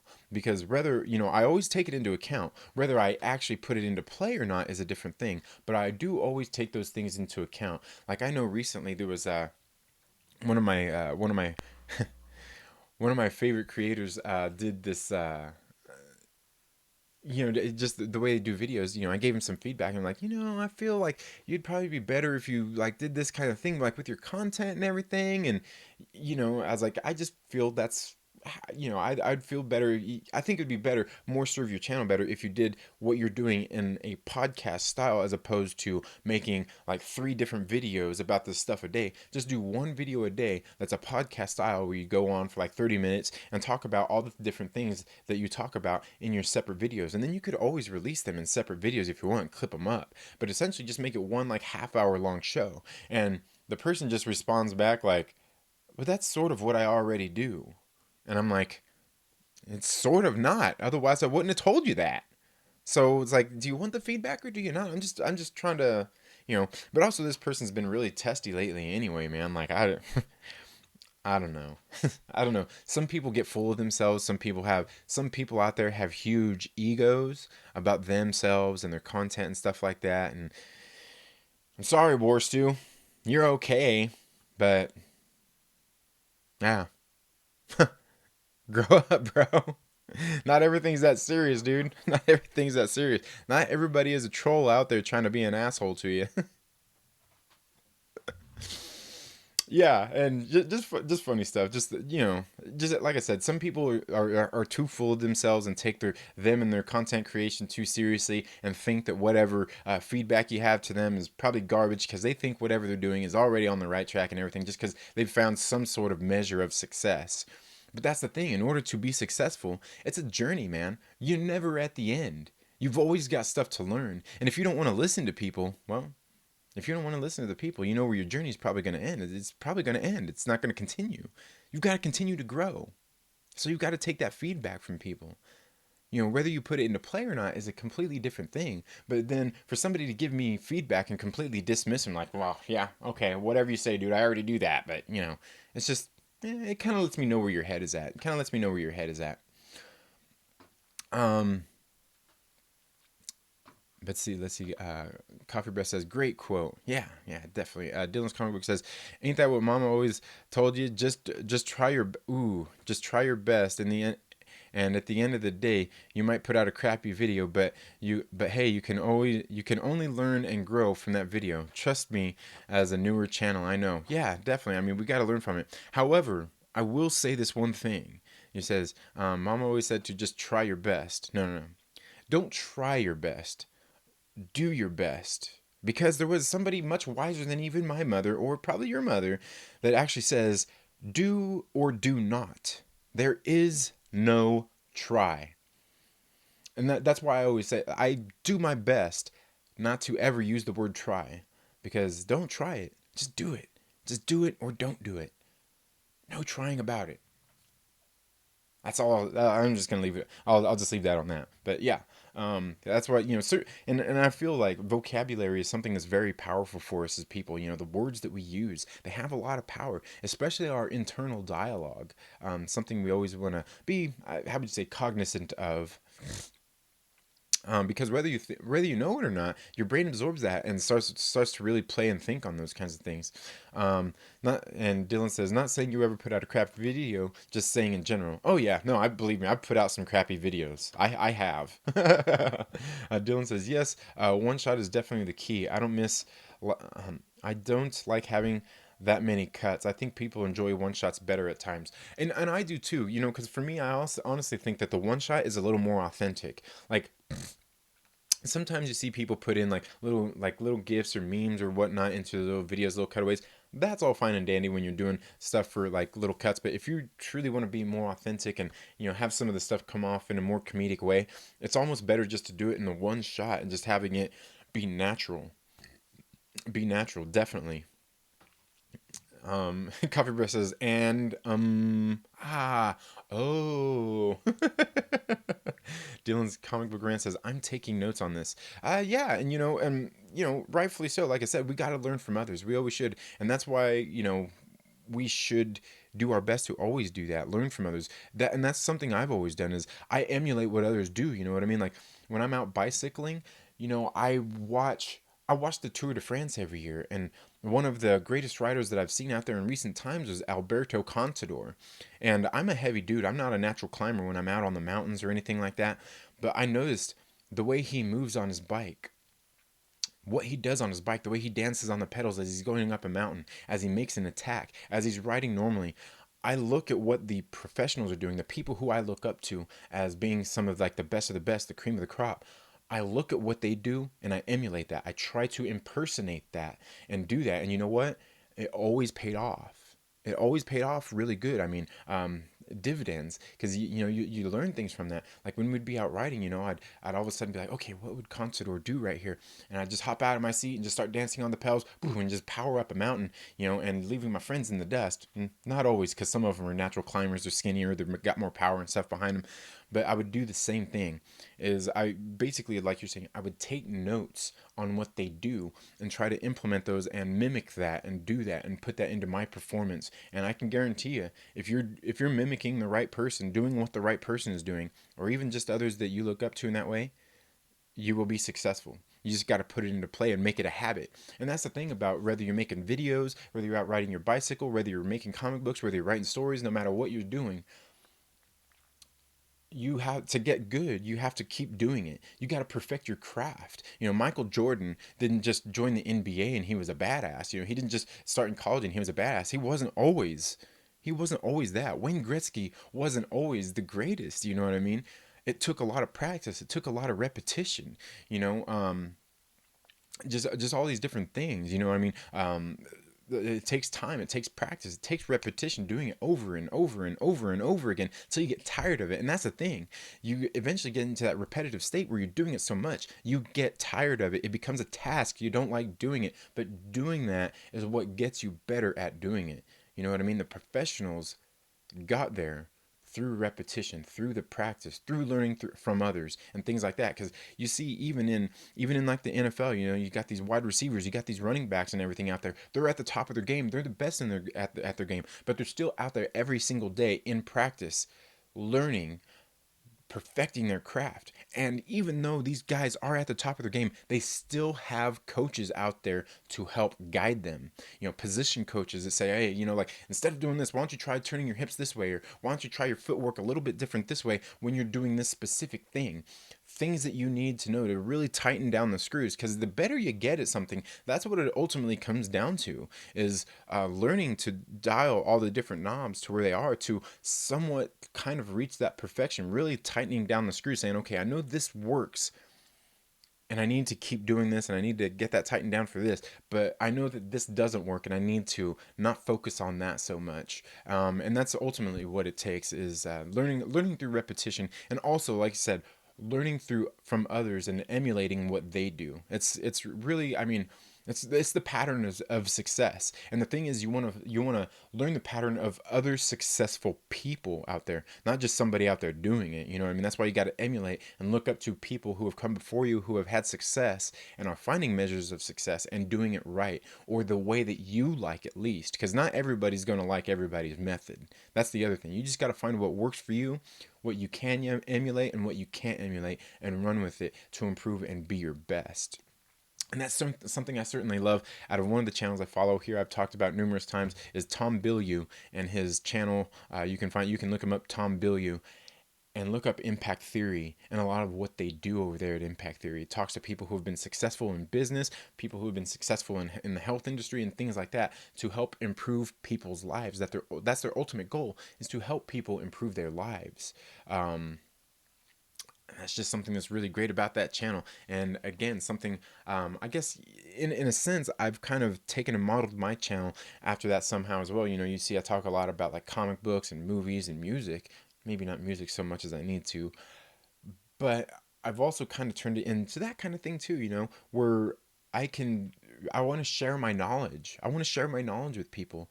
And I've got, just so many things that I want to share out there. And, I kind of think like, oh, maybe I should do a different channel for some of these things. But at the same time, I feel like improving, self-improvement, me giving advice on what I think is good, what I like, and how I've improved and things like that. To me, that, being motivational still falls under the blanket of superheroes and comic books, right? Because we're being our own superhero. We're making our own improvements. You know what I mean? That's what it's all about. That's what I get out of comic books. That's what I get out of literature. That's what I get out of all the other things. That's what I get out of the other creators out there that I see, just out there doing the things. So I kind of figure like maybe I don't need a second channel. I can do it all inclusive, all in one channel. So yeah, and again, Dylan, thank you for your kind words, man. I appreciate that. Um, let's see. Hialeah Comic Bro says, "Thank you, first time here." Well, thank you for being here, man. Appreciate that. Let's see. Oh, okay, it skipped on me here. It all skipped on me. Hialeah says, "Great point. Coffee Breath, hit it so hard it flinches next time you lift your finger." Right?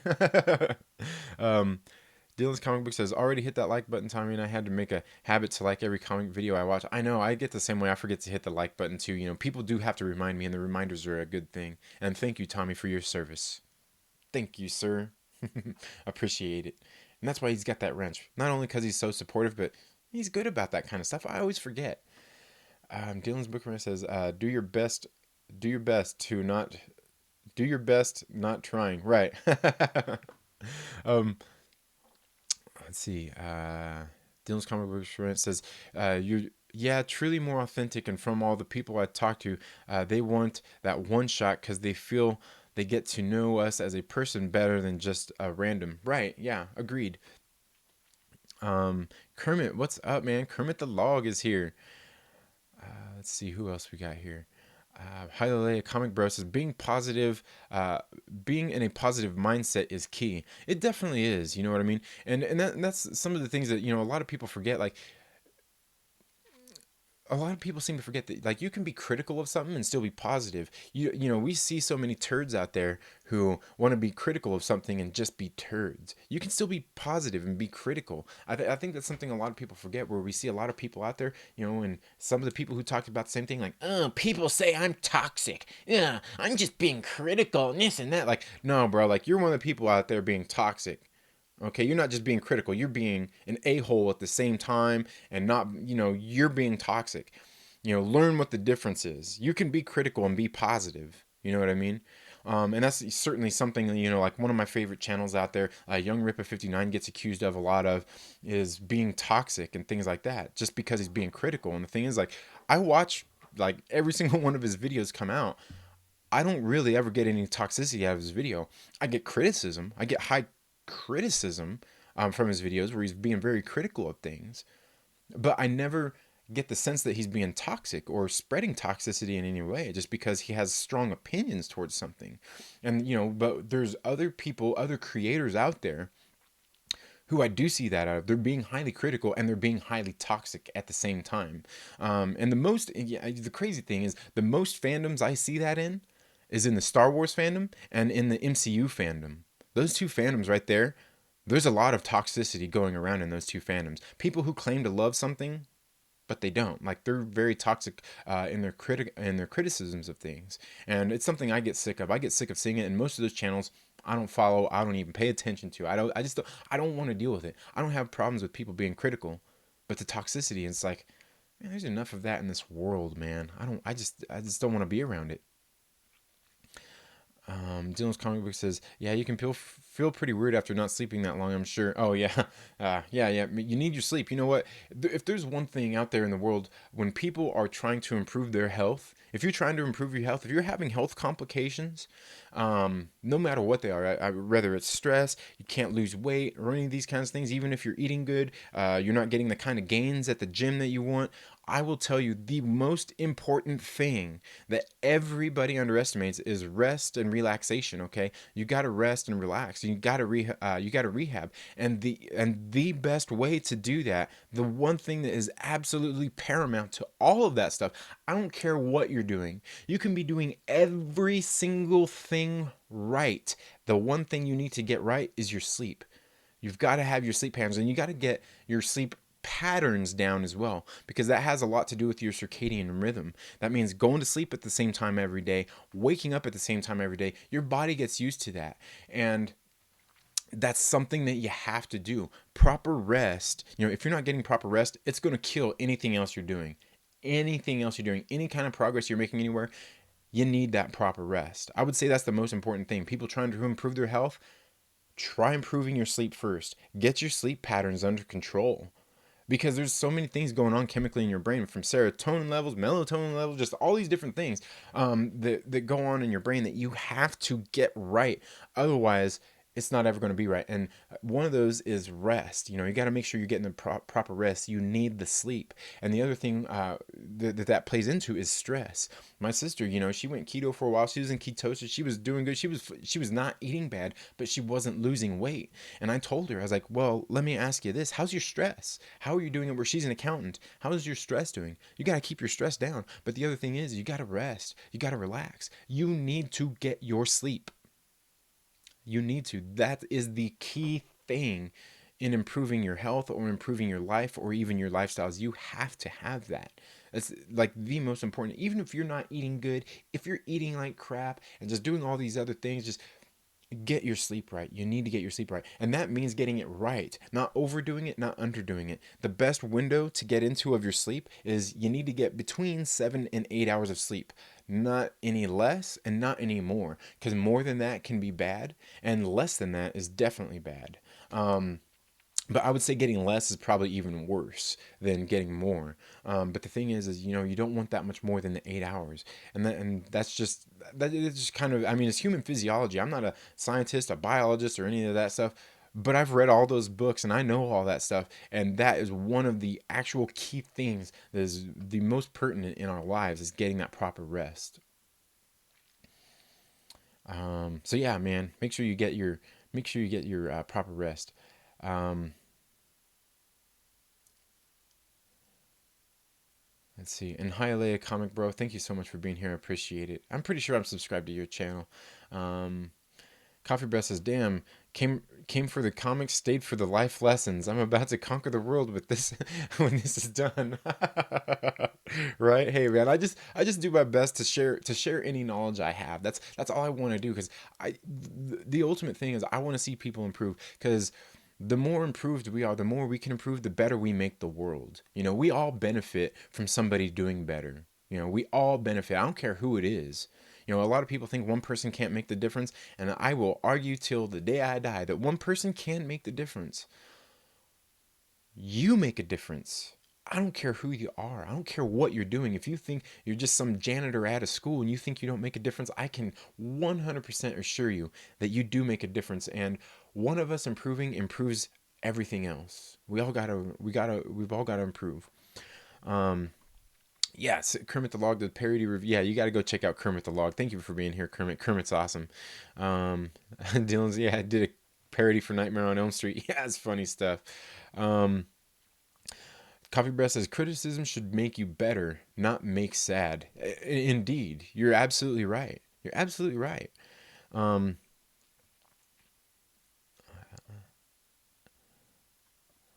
Dylan's comic book says, "Do you guys think I need to take the S out of my YouTube name so it would be Dylan Comic Book Rants, or does Dylan's Comic Book Rants sound better?" Honestly, I think Dylan's Comic Book Rants sounds a whole lot better. Um, definitely with the S. J-Day says, "Oh, it's a bad time to be a Star Wars fan." Uh, for many reasons, I'll say yes. I'll go ahead and say yes. It is, just because we're in some turbulent times now with that, and there's nobody out there making it any better. There's nobody out there making it better. The one person I would say that's doing their best to make it better is my good friends over at the Den of Nerds.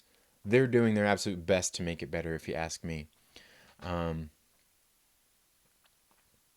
Tommy says, "I try not to be critical, but sometimes the Twitter trolls make me lose it." Well, the thing is, there's nothing wrong with being critical. Being critical is fine. Being toxic is another deal altogether. You can be critical and not be toxic. We see Tommy, and you know this as well. I know you interact with a lot of the same people I do. There's a lot of those people who are toxic. Okay, whether they want to think it or not, they're like, "Oh no, I'm just being critical. I just got something to say." Yeah, you got something to say, but you're being a toxic dickwad. Okay, you don't have to do that. You don't have to do that. Um, you can be critical and be rational and be a decent human being and be critical, even be highly critical. You don't have to be a dick. That's the thing, is some of these people, uh, they don't know that. They think they have to be a dick. And there's some people that stand out more than others. Um, Dylan says, "Why is it a bad time to be a Star Wars fan?" There's just, the Star Wars community. It's not even the community, but the franchise itself. It's in turmoil. It's undeniable. That's undeniable. There's a problem going on in Star Wars right now. I don't care who you are. I don't care whether you're a Raylo shipper, whether you're a fandom menacer, whether you're just a regular fan, a new fan, been a long time fan. It's undeniable. Star Wars has problems. It's completely undeniable for so many reasons that there are problems within Star Wars itself. It's undeniable, and you can even go, like I said, follow the Den of Nerds and check them out. Even Josh over there, he loves Star Wars. He's critical of it, and he also helps build it up to build hype for this stuff as well. Even he'll tell you, as much as he loves it and don't think, thinks that a lot of people are taking it overboard with some of this stuff, there's still problems in Star Wars. It's just undeniable. J Day says, all the hate I grew up in, I grew up in the prequel era. There was hate and anger, but not this much. And you're absolutely right. People didn't like the prequels, but like what's going on now with the sequel trilogy, it's absolutely crazy, And it just makes me want to just tell people, just stop. And I don't follow most of those people anyway, because I don't want to hear it. Because I know that there's problems, but I don't have to be a dick about it, and I don't want to hear somebody being a dick about it.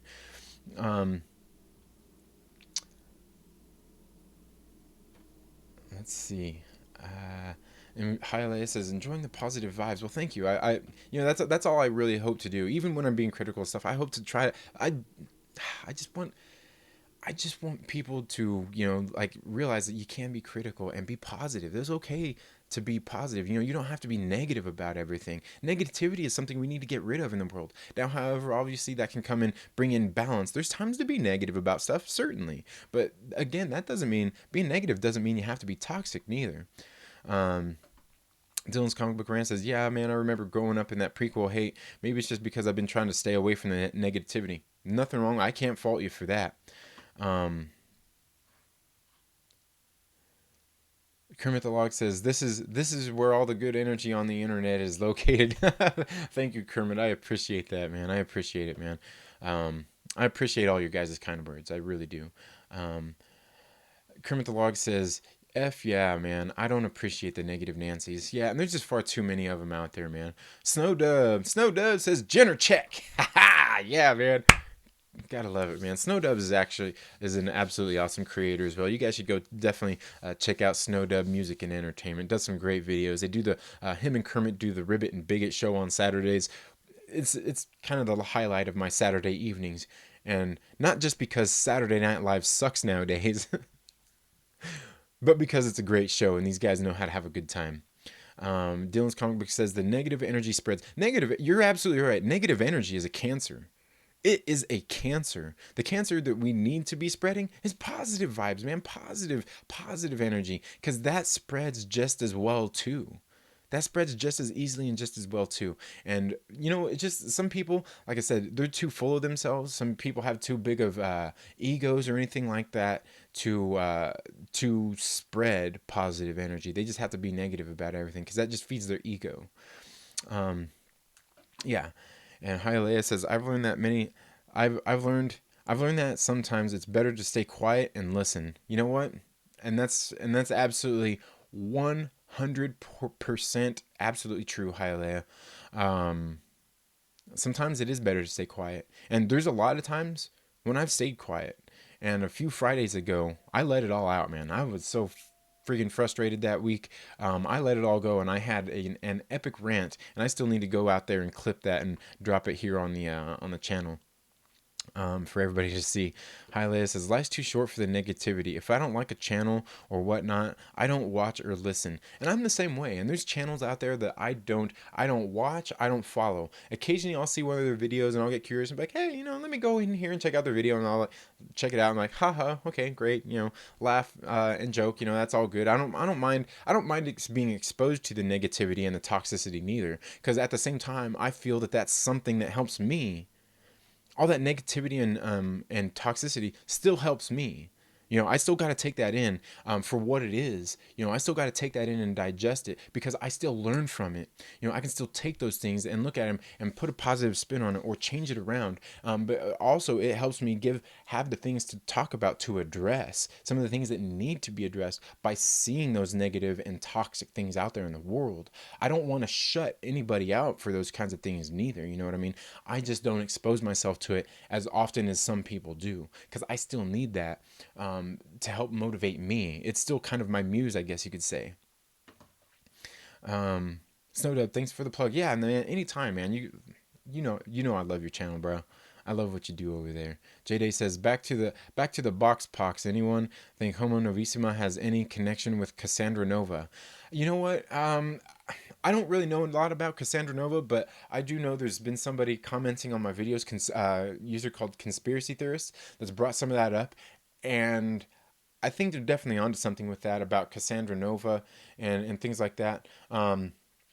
Now, it very could well have something to do with Cassandra Nova, but I don't know enough about her to say something.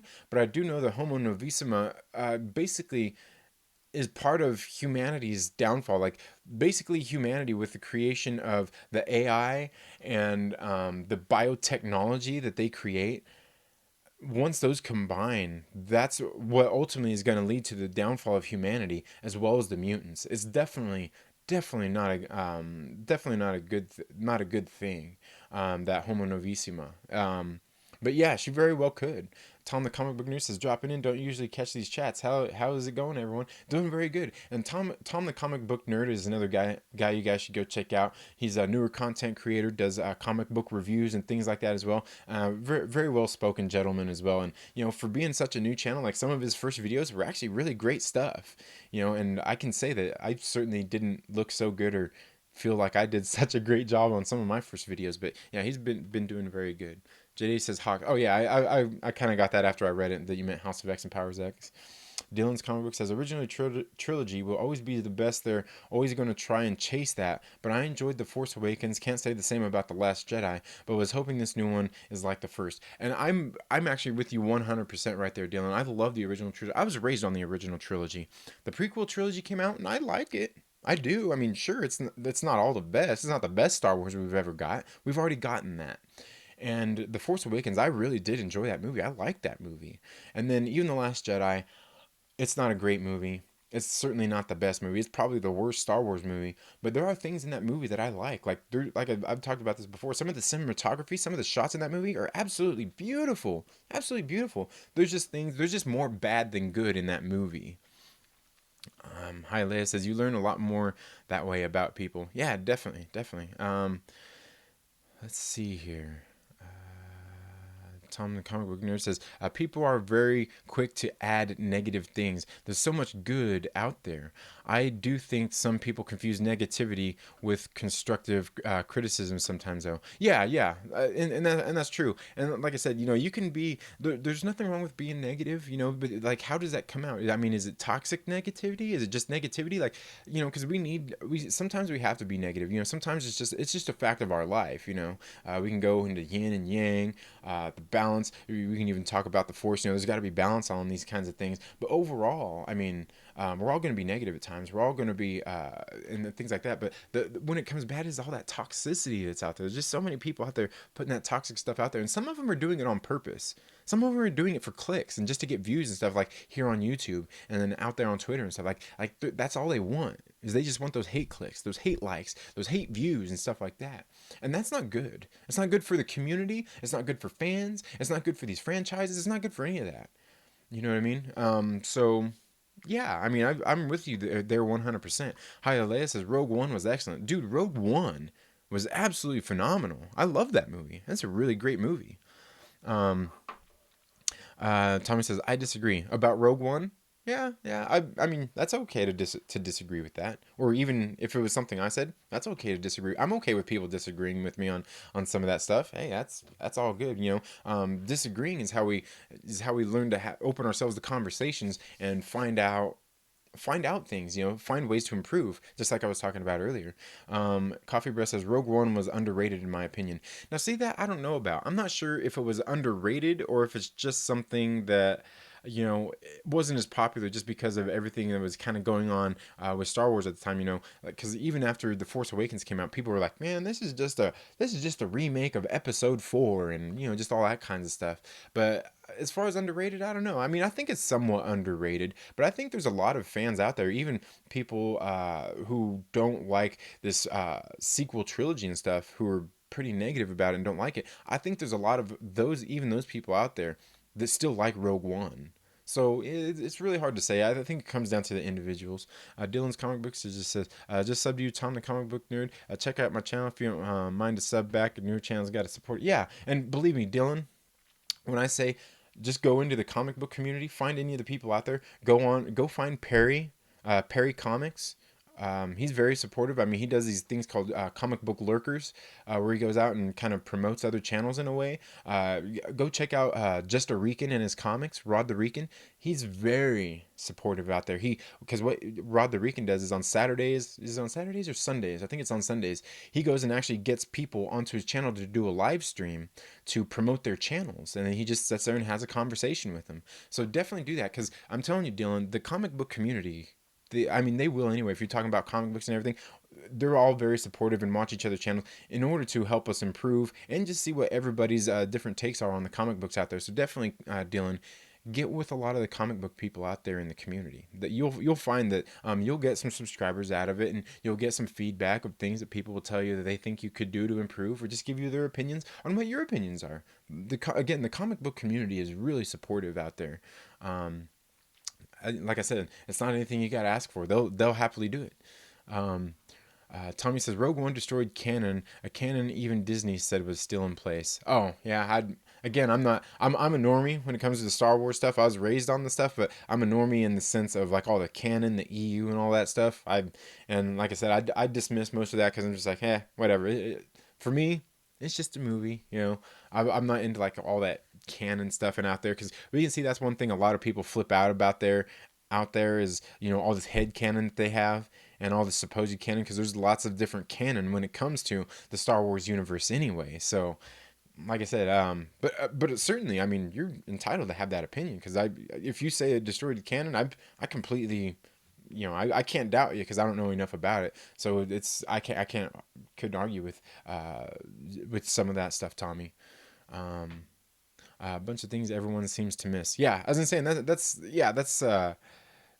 very very true. Hi, Leia says different strokes for different folks. Yes, indeed. Um, let's see. Uh, all right.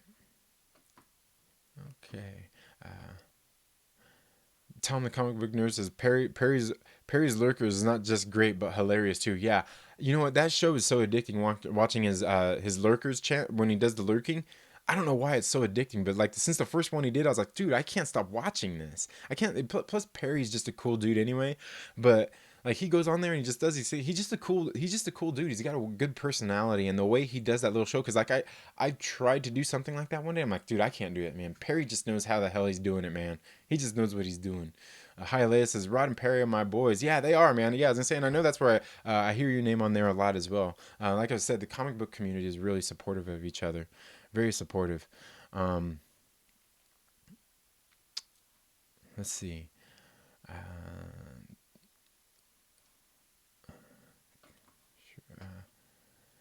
JD says, Tommy, I'm just gonna back up.